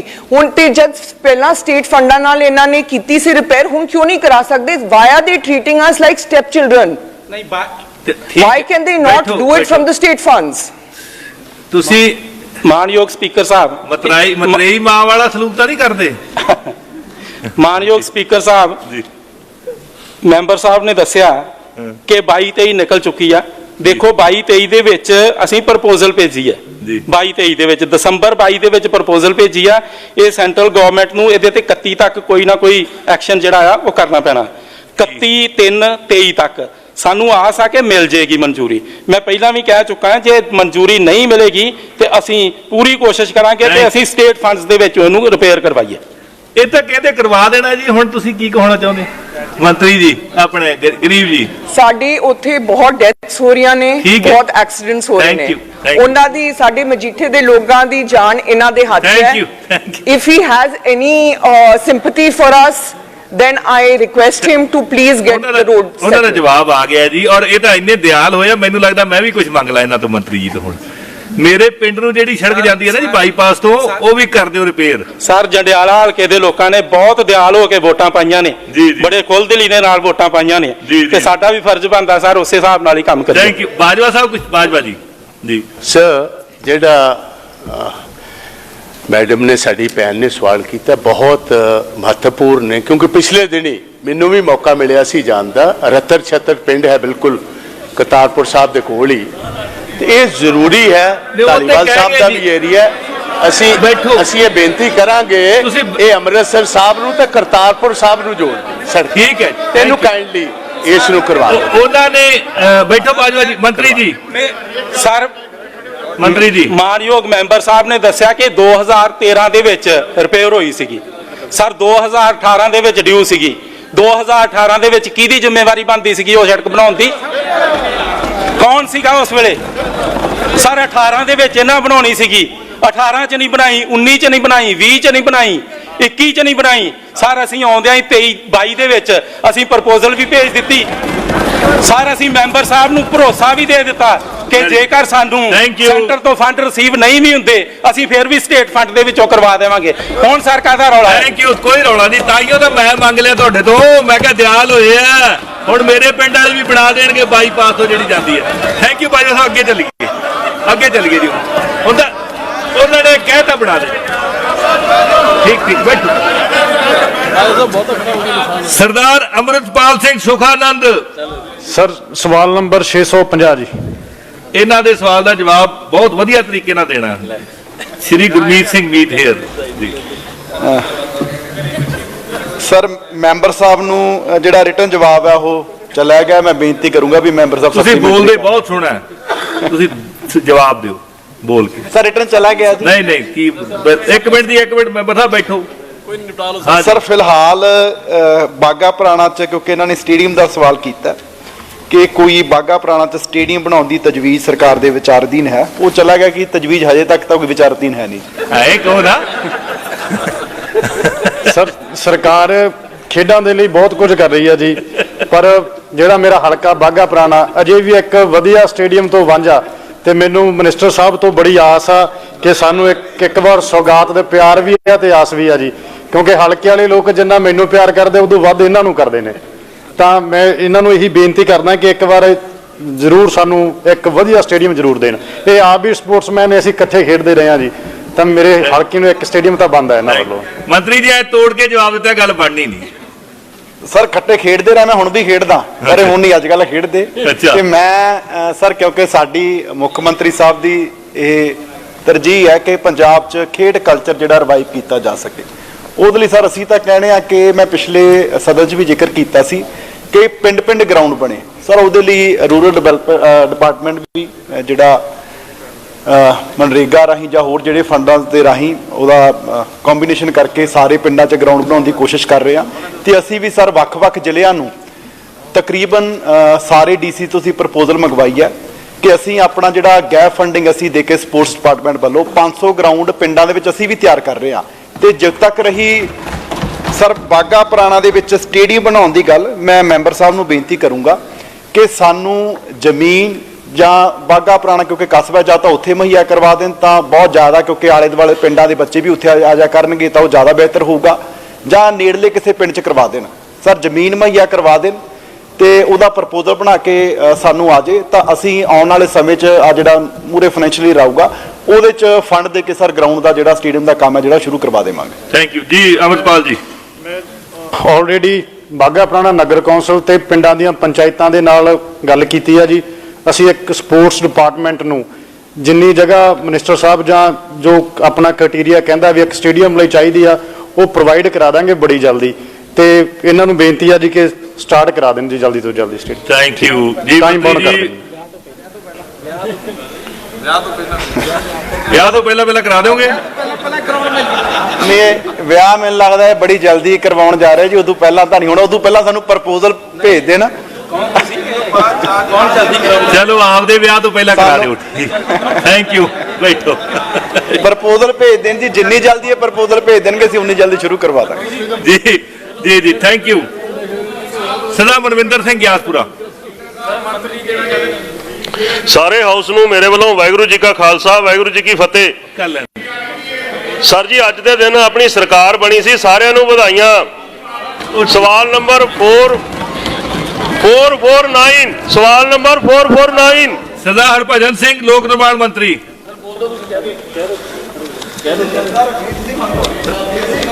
ਕਰਵਾ ਦੇंगे ਜੀ। ਇਹ ਬਹੁਤ ਸਰ ਸਵਾਲ ਨੰਬਰ 449 ਜੀ, ਤੁਸੀਂ ਹੋਰ ਬੋਲ ਦਿੱਤਾ। ਕਰਾ ਦਿਓ। ਮਾਨਯੋਗ ਸਪੀਕਰ ਸਾਹਿਬ ਜੀ, ਮੈਂ ਆਪ ਜੀ ਦੇ ਮਾਧਿਅਮ ਰਾਹੀਂ ਮਾਨਯੋਗ ਮੈਂਬਰ ਸਾਹਿਬ ਨੂੰ ਦੱਸਣਾ ਚਾਹੁੰਦਾ ਹਾਂ ਕਿ ਕਟਹਿਰੀ ਤੋਂ ਰਾੜਾ ਸਾਹਿਬ ਵਾਲੀ ਸੜਕ ਪੰਜਾਬ ਮੰਡੀ ਬੋਰਡ ਅਧੀਨ ਹੈ ਅਤੇ ਉਹਨਾਂ ਤੋਂ ਪ੍ਰਾਪਤ ਰਿਪੋਰਟ ਅਨੁਸਾਰ ਨਹਿਰ ਤੇ ਬਣਿਆ ਪੁਲ ਆਮ ਆਵਾਜਾਈ ਲਈ ਸੁਰੱਖਿਅਤ ਹੈ ਅਤੇ ਪੁਲ ਤੰਗ ਹੋਣ ਕਰਕੇ ਆਵਾਜਾਈ ਲਈ ਨਾਕਾਫੀ ਹੈ। ਭਾਰੀ ਵਾਹਨਾਂ ਦੀ ਆਵਾਜਾਈ ਨੂੰ ਰੋਕਣ ਲਈ ਮੰਡੀ ਬੋਰਡ ਵੱਲੋਂ ਸਾਈਜ਼ ਗੇਜ ਲਗਾਉਣ ਦੀ ਕਾਰਵਾਈ ਕੀਤੀ ਜਾ ਰਹੀ ਹੈ। ਪੁਲ ਦੀ ਮੁੜ ਉਸਾਰੀ ਲਈ PMGSY 3 ਬੈਚ 2 ਅਧੀਨ ਸਾਲ 2022 ਰਾਹੀਂ 6 ਕਰੋੜ 63 ਲੱਖ ਰੁਪਏ ਦੀ ਲਾਗਤ ਨਾਲ ਤਖਮੀਨਾ ਤਿਆਰ ਕਰਕੇ ਭਾਰਤ ਸਰਕਾਰ ਨੂੰ ਪ੍ਰਵਾਨਗੀ ਲਈ ਭੇਜਿਆ ਹੋਇਆ ਹੈ। ਪ੍ਰਵਾਨਗੀ ਉਪਰੰਤ ਇਸ ਪੁਲ ਦਾ ਕੰਮ ਸ਼ੁਰੂ ਕਰਵਾ ਦਿੱਤਾ ਜਾਵੇਗਾ। ਥੈਂਕ ਯੂ ਜੀ। ਗਿਆਸਪੁਰਾ ਜੀ। ਸਪੀਕਰ ਸਾਹਿਬ, ਇਹ ਜਿਹੜਾ ਪੁਲ ਹੈ ਇੱਥੇ ਇਤਿਹਾਸਕ ਗੁਰਦੁਆਰਾ ਰਾੜਾ ਸਾਹਿਬ, ਜਿੱਥੇ ਕਿ ਮੱਸਿਆ ਤੇ ਸੰਗਰਾਂਦ ਨੂੰ ਕਈ ਕਿਲੋਮੀਟਰ ਤੱਕ ਜਾਮ ਲੱਗ ਜਾਂਦਾ ਕਿਉਂਕਿ ਇੱਕੋ ਹੀ ਗੱਡੀ ਲੰਘ ਪਾਉਂਦੀ ਹੈ ਔਰ ਪੁਲ ਵੀ ਬਹੁਤ ਕਮਜ਼ੋਰ ਹੈ, ਤੰਗ ਹੈ। ਨਾ ਅਕਾਲੀਆਂ ਨੇ ਬਣਾਇਆ ਪੁਲ, ਨਾ ਕਾਂਗਰਸੀਆਂ ਨੇ ਬਣਾਇਆ। ਪਿੱਛੇ ਬਹੁਤ ਸਾਲਾਂ ਤੋਂ ਅਸੀਂ ਰੌਲਾ ਪਾ ਰਹੇ ਹਾਂ। ਸਵਾਲ ਮੇਰਾ ਇਹੀ ਹੈ ਮੰਤਰੀ ਸਾਹਿਬ ਨੂੰ ਕਿ ਹੱਥ ਜੋੜ ਕੇ ਬੇਨਤੀ ਹੈ ਕਿ ਮੰਤਰੀ ਸਾਹਿਬ ਕਿ ਕੇਂਦਰ ਨੂੰ ਬਾਰ-ਬਾਰ ਤੁਸੀਂ ਰਿਮਾਈਂਡਰ ਭੇਜਦੇ ਰਹੋ। ਅਗਲਾ ਕਦੋਂ ਰਿਮਾਈਂਡਰ ਭੇਜੋਗੇ? ਕਿਰਪਾ ਕਰਕੇ ਸਾਨੂੰ ਦੱਸ ਦਿਓ ਤਾਂ ਕਿ ਮੈਂ ਆਪਣੇ ਹਲਕੇ ਦੇ ਲੋਕਾਂ ਨੂੰ ਦੱਸ ਸਕਾਂ ਕਿ ਪੁਲ ਬੜਾ ਜਲਦੀ ਬਣਨ ਵਾਲਾ।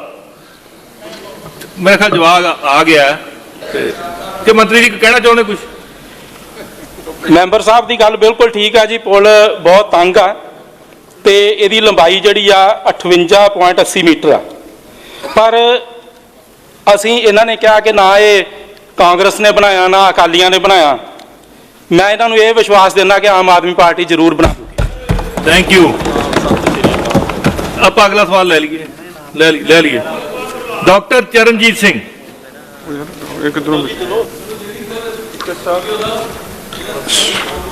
ਸਵਾਲ ਨੰਬਰ 723। ਸਰਦਾਰ ਹਰਜੋਤ ਸਿੰਘ ਬੈਂਸ ਮਾਨਯੋਗ ਸਿੱਖਿਆ ਮੰਤਰੀ ਜਵਾਬ ਦੇਣਗੇ। ਮਾਨਯੋਗ ਸਪੀਕਰ ਸਾਹਿਬ, ਮਾਨਯੋਗ MLA ਸਾਹਿਬ ਵੱਲੋਂ ਪੁੱਛੇ ਸਵਾਲ ਦਾ ਉੱਤਰ ਹੈ ਜੀ ਹਾਂ। ਸੂਬੇ ਵਿੱਚ 10 ਰੈਜ਼ੀਡੈਂਸ਼ੀਅਲ ਮੈਰੀਟੋਰੀਅਸ ਸਕੂਲਾਂ ਦਾ ਖਰਚਾ ਪੰਜਾਬ ਸਿੱਖਿਆ ਵਿਕਾਸ ਬੋਰਡ PEDB ਦੁਆਰਾ ਕੀਤਾ ਜਾਂਦਾ ਹੈ। ਦੱਸਣਯੋਗ ਹੈ ਕਿ ਇਹਨਾਂ ਸਕੂਲਾਂ ਨੂੰ ਬਿਹਤਰ ਬਣਾਉਣ ਲਈ ਲਗਾਤਾਰ ਉਪਰਾਲੇ ਕੀਤੇ ਜਾ ਰਹੇ ਹਨ। ਇਹਨਾਂ ਵਿੱਚ ਸਰ 5363 ਜਿਹੜੇ ਬੱਚੇ ਉਹ ਪੜ੍ਹਦੇ ਆ ਤੇ 11ਵੀਂ ਤੇ 12ਵੀਂ ਦੇ ਰੈਜ਼ੀਡੈਂਸ਼ੀਅਲ ਸਕੂਲ ਹੈ। ਦੂਜਾ ਇਹਨਾਂ ਦਾ ਪ੍ਰਸ਼ਨ ਹੈ ਜੀ ਕਿ ਇਹਨਾਂ ਸਕੂਲਾਂ ਨੂੰ ਸਕੂਲ ਆਫ ਐਮੀਨੈਂਸ ਤਬਦੀਲ ਕਰਨ ਦਾ ਕੋਈ ਪ੍ਰਪੋਜ਼ਲ ਹੈ? ਐਜ਼ ਆਫ ਡੇਟ ਸਰ ਕੋਈ ਇਦਾਂ ਦਾ ਪ੍ਰਪੋਜ਼ਲ ਨਹੀਂ ਹੈ। ਤੀਜਾ ਇਹਨਾਂ ਦਾ ਪ੍ਰਸ਼ਨ ਹੈ ਕਿ ਇੱਥੇ ਪੜ੍ਹਦੇ ਟੀਚਰਾਂ ਨੂੰ ਪੱਕਾ ਕੀਤਾ ਜਾਊਗਾ। ਤਾਂ ਆਲਰੇਡੀ ਸਰ ਸਾਡੀ ਸਰਕਾਰ ਵੱਲੋਂ ਮਾਨਯੋਗ ਮੁੱਖ ਮੰਤਰੀ ਸਾਹਿਬ ਵੱਲੋਂ ਪਿਛਲੇ 5 ਸਤੰਬਰ ਨੂੰ ਅਧਿਆਪਕ ਦਿਵਸ ਦੇ ਉੱਤੇ ਸਰ ਇੱਕ ਨੇਸ਼ਨ ਬਿਲਡਰਸ ਪਾਲਿਸੀ ਲੈ ਕੇ ਆਈ ਗਈ ਹੈ, ਜਿਹਦੇ ਵਿੱਚ ਜਿੰਨੇ ਵੀ ਐਡਹੌਕ ਕੰਟਰੈਕਚੁਅਲ ਟੀਚਰਸ ਨੇ ਜੋ ਪਿਛਲੇ 10 ਸਾਲਾਂ ਤੋਂ ਸਰ 6-6 ਹਜ਼ਾਰ ਤੇ ਬਹੁਤ ਵਿਚਾਰਿਆਂ ਨੇ ਬਹੁਤ ਸੰਘਰਸ਼ ਕੀਤਾ। ਅੱਜ ਜਿੱਥੇ ਸਿੱਖਿਆ ਮਹਿਕਮਾ ਜਿੱਥੇ ਖੜਾ ਤਾਂ ਉਹਨਾਂ ਦੀ ਮਿਹਨਤ ਹੈ, ਉਹਨਾਂ ਨੂੰ ਪੱਕੇ ਕਰਨ ਲਈ ਸਰ ਪਾਲਿਸੀ ਆ ਚੁੱਕੀ ਹੈ, ਉਸ ਦਾ ਨੋਟੀਫਿਕੇਸ਼ਨ ਹੋ ਚੁੱਕਿਆ ਸਰ। ਉਸ ਦਾ ਪੋਰਟਲ ਖੁੱਲ ਕੇ 13,769 ਟੀਚਰਾਂ ਨੇ ਉਹਦੇ ਤੇ ਅਪਲਾਈ ਕਰਕੇ verification it is on the last leg. ਤਾਂ ਜਿਹੜੇ ਵੀ ਟੀਚਰ ਸਿੱਖਿਆ ਵਿਭਾਗ ਦੇ ਵਿੱਚ ਜਿਨ੍ਹਾਂ ਨੂੰ 10 ਸਾਲ ਹੋ ਗਏ ਹੈ ਉਹ ਸਾਰੇ ਪੱਕੇ ਕੀਤੇ ਜਾਣਗੇ। ਜਿਹੜੇ ਰਹਿ ਜਾਣਗੇ ਉਹਨਾਂ ਤੋਂ ਬਾਅਦ ਉਦਾਂ ਦੇ ਆਪਾਂ ਹੱਲ ਲੱਭਾਂਗੇ। ਚੌਥਾ ਇਹਨਾਂ ਦੇ ਵਿੱਚ ਸਰ ਇਹਨੇ ਕਿਹਾ ਜੀ ਇਹਨਾਂ ਸਕੂਲਾਂ ਦੇ ਨਾਮ ਦੇ ਅੱਗੇ ਸਰਕਾਰੀ ਸ਼ਬਦ ਦੀ ਵਰਤੋਂ ਕੀਤੀ ਜਾਂਦੀ ਹੈ ਜਾਂ ਨਹੀਂ? ਤਾਂ ਨਹੀਂ ਜੀ, ਉਹਦਾ ਜਵਾਬ ਇਹ ਹੈ। Thank you sir. Doctor Sahib. Speaker ਸਾਹਿਬ, ਮੇਰਾ ਖਿਆਲ ਹੈ ਕਿ ਪੁਰਾਣੀਆਂ ਸਰਕਾਰਾਂ ਚੋਂ ਜੇ ਕੋਈ ਹੋਰ ਵਧੀਆ ਕੰਮ ਕੀਤਾ ਗਿਆ ਸੀ ਤਾਂ ਇੱਕ ਇਹ ਮੈਰੀਟੋਰੀਅਸ ਸਕੂਲ ਜੋ ਬਣਾਏ ਗਏ ਸੀ 10 ਇਸ ਸੂਬੇ 'ਚ ਇੱਕ ਬਹੁਤ ਸ਼ਲਾਘਾਯੋਗ ਕਦਮ ਸੀ, ਜਿਹਦੇ ਵਿੱਚ ਕਿ 10,000 ਦੇ ਕਰੀਬ ਆਰਥਿਕ ਤੌਰ ਤੇ ਜਿਹੜੇ ਕਮਜ਼ੋਰ ਬੱਚੇ ਉਹ ਪੜ੍ਹਦੇ ਸੀ ਔਰ ਉੱਥੇ ਜੋ ਲੈਕਚਰਰ ਲੱਗੇ ਉਹਨਾਂ ਨੇ ਬਹੁਤ ਮਿਹਨਤ ਕਰਕੇ ਇਹਨਾਂ ਬੱਚਿਆਂ ਨੂੰ ਪੜ੍ਹਾਇਆ ਔਰ ਉਹਨਾਂ ਚੋਂ ਕਾਫੀ ਬੱਚੇ ਮੈਡੀਕਲ ਸਟਰੀਮ 'ਚ ਵੀ ਗਏ, ਡਾਕਟਰ ਵੀ ਬਣੇ। ਲੇਕਿਨ ਪਿਛਲੇ 5 ਸਾਲ 'ਚ ਇਹਨਾਂ ਸਵਾਲ ਪੁੱਛ ਲਓ ਜੀ। ਮੈਰੀਟੋਰੀਅਸ ਸਰ ਉੱਥੇ ਆ ਰਹੇ ਹਾਲਤ ਬਹੁਤ ਖਰਾਬ ਹੋ ਚੁੱਕੀ ਹੈ ਤੇ ਇਸ ਨੂੰ ਦੁਬਾਰਾ ਮੇਰੀ ਇਹੀ ਬੇਨਤੀ ਹੈ ਕਿ ਇਹਨਾਂ ਸਕੂਲਾਂ ਨੂੰ ਆਪਾਂ ਦੁਬਾਰਾ ਰੈਨੋਵੇਟ ਕਰਕੇ ਵਧੀਆ ਸਿਸਟਮ ਉੱਥੇ ਬਣਾ ਸਕਦੇ ਨੇ। ਪ੍ਰਸ਼ਨ ਕਾਲ ਖਤਮ ਹੁੰਦਾ ਹੈ। ਬਾਕੀ ਰਹਿੰਦੇ ਪ੍ਰਸ਼ਨ ਪੰਜਾਬ ਵਿਧਾਨ ਸਭਾ ਦੀ ਕਾਰਜਵਿਧੀ ਅਤੇ ਕਾਰਜ ਸੰਚਾਲਨ ਨਿਯਮਾਵਲੀ ਦੇ ਨਿਯਮ 38 ਅਧੀਨ ਉੱਤਰ ਦਿੱਤੇ ਸਮਝੇ ਜਾਣ। ਪ੍ਰਸ਼ਨ ਨੰਬਰ 695 ਮੁਲਤਵੀ ਕੀਤਾ ਜਾਂਦਾ ਹੈ। ਹੁਣ ਅਸੀਂ ਏਜੰਡੇ ਦੀ ਅਗਲੀ ਆਈਟਮ ਲਵਾਂਗੇ। ਸਪੀਕਰ ਸਾਹਿਬ, ਬਹੁਤ ਸਾਰੇ ਸਵਾਲ ਆਪੋਜੀਸ਼ਨ ਪਾਰਟੀਜ਼ ਨੇ ਤੁਹਾਡੇ ਕੋਲ ਭੇਜੇ ਨੇ। ਤੁਹਾਡੇ ਨਾਲ ਮੈਂ ਪਹਿਲੇ ਵੀ ਚਰਚਾ ਕੀਤੀ ਸੀ, ਜੋ ਕਨਵੈਨਸ਼ਨਸ ਨੇ ਪਾਰਲੀਮੈਂਟ ਦੀਆਂ, ਉਹਦੇ ਵਿੱਚ ਇਹ ਹੈ ਕਿ ਸਾਰੇ ਸਵਾਲ ਜਿਹੜੇ ਨੇ ਇਹ ਅਕੋਰਡਿੰਗ ਟੂ ਬੈਲਟ ਆਉਂਦੇ ਨੇ। ਹੁਣ ਇਹਦੇ ਵਿੱਚ ਵੀ ਵੇਖਿਆ, ਜਿਹੜੇ ਜਿੱਥੇ ਇੱਕ ਤੇ ਗਵਰਨਮੈਂਟ ਨੂੰ ਐਮਬੈਰਸਮੈਂਟ ਹੈ, ਉਹ ਜਾਣਬੁੱਝ ਕੇ ਜਾਂ ਤੇ ਟਾਈਮ ਮੰਗ ਲੈਂਦੇ ਨੇ ਜਾਂ ਉਹਦਾ ਵਕਤ ਹੀ ਨਹੀਂ ਆਉਣ ਦਿੰਦੇ। ਮੇਰੀ ਗੁਜ਼ਾਰਿਸ਼ ਹੈ ਅਗਲੇ ਸੈਸ਼ਨ ਤੋਂ ਤੁਸੀਂ ਬੈਲਟਿੰਗ ਸ਼ੁਰੂ ਕਰੋ, ਸੋ ਦੈਟ ਹਰ ਆਦਮੀ ਨੂੰ ਮੌਕਾ ਮਿਲ ਸਕੇ। ਇਹ ਹੁਣ ਕੰਪਲੀਟਲੀ ਤੁਸੀਂ ਆਪਣੀ ਡਿਸਕ੍ਰਿਸ਼ਨ ਤੇ ਰੱਖਿਆ। Majority of Aam Aadmi party ਦੇ ਐਮਐਲਏ ਦੇ ਸਵਾਲ ਨੇ, ਆਪੋਜੀਸ਼ਨ ਨੂੰ ਮੌਕਾ ਹੀ ਕਿਤੇ ਨਹੀਂ ਮਿਲਦਾ। ਜਿੱਥੇ ਮਿਲਦਾ ਉਹ ਬਿਲਕੁਲ ਡਾਊਨ ਦੀ ਲਾਈਨ ਪਲੇਸ ਕੀਤੇ ਜਾਂਦੇ ਨੇ, ਉਦੋਂ ਤੱਕ ਟਾਈਮ ਟਪਾ ਦਿੱਤਾ ਜਾਂਦਾ। ਅੱਜ ਇੱਕ ਬਹੁਤ ਇੰਪੋਰਟੈਂਟ ਸਵਾਲ you cannot cast aspersions on the chairs, ठीक है जी। ये रूल्स ਦੇ अगेंस्ट है। बाजवा साहब बिल्कुल नहीं। ਹੁਣ मेरी अगली गल सुन लो, ਹੁਣ अगली गल सुन लो। ऑपोजिशन ਦੇ ਕਿੰਨੇ ਸਵਾਲ ਲੱਗੇ ਤੁਹਾਨੂੰ ਡਿਟੇਲ ਵਿੱਚ ਭੇਜ ਦੂੰਗਾ, ਔਰ ਕਿੰਨਾ ਸਮਾਂ ऑपोजिशन ਦੇ ਸਵਾਲਾਂ ਨੂੰ ਡਿਸਕਸ ਕਰਨ ਵਾਸਤੇ ਦਿੱਤਾ ਗਿਆ ਉਹ ਵੀ ਤੁਹਾਨੂੰ ਭੇਜ ਦੂੰਗਾ। ਬਾਕੀ ਜਿੱਥੇ ਕਿਤੇ ਵੀ ਇੰਪਰੂਵਮੈਂਟ ਦੀ ਲੋੜ ਹੈ ਆਪਣੇ ਕੰਮਕਾਰ ਦੇ ਵਿੱਚ, ਯੂ ਆਰ ਆਲਵੇਜ਼ ਵੈਲਕਮ। ਆਪਾਂ ਬੈਠ ਕੇ ਉਹਨੂੰ ਕਰਾਂਗੇ। ਹੁਣ ਅਗਲੀ ਮੇਰੀ ਇੱਕ ਬੇਨਤੀ ਹੋਰ ਸੁਣ ਲਓ। ਬਜਟ ਇੱਕ ਬਹੁਤ ਹੀ ਇੰਪੋਰਟੈਂਟ ਇਵੈਂਟ ਹੁੰਦਾ ਪਾਰਲੀਮੈਂਟਰੀ ਡੈਮੋਕ੍ਰੇਸੀ ਦੇ ਵਿੱਚ।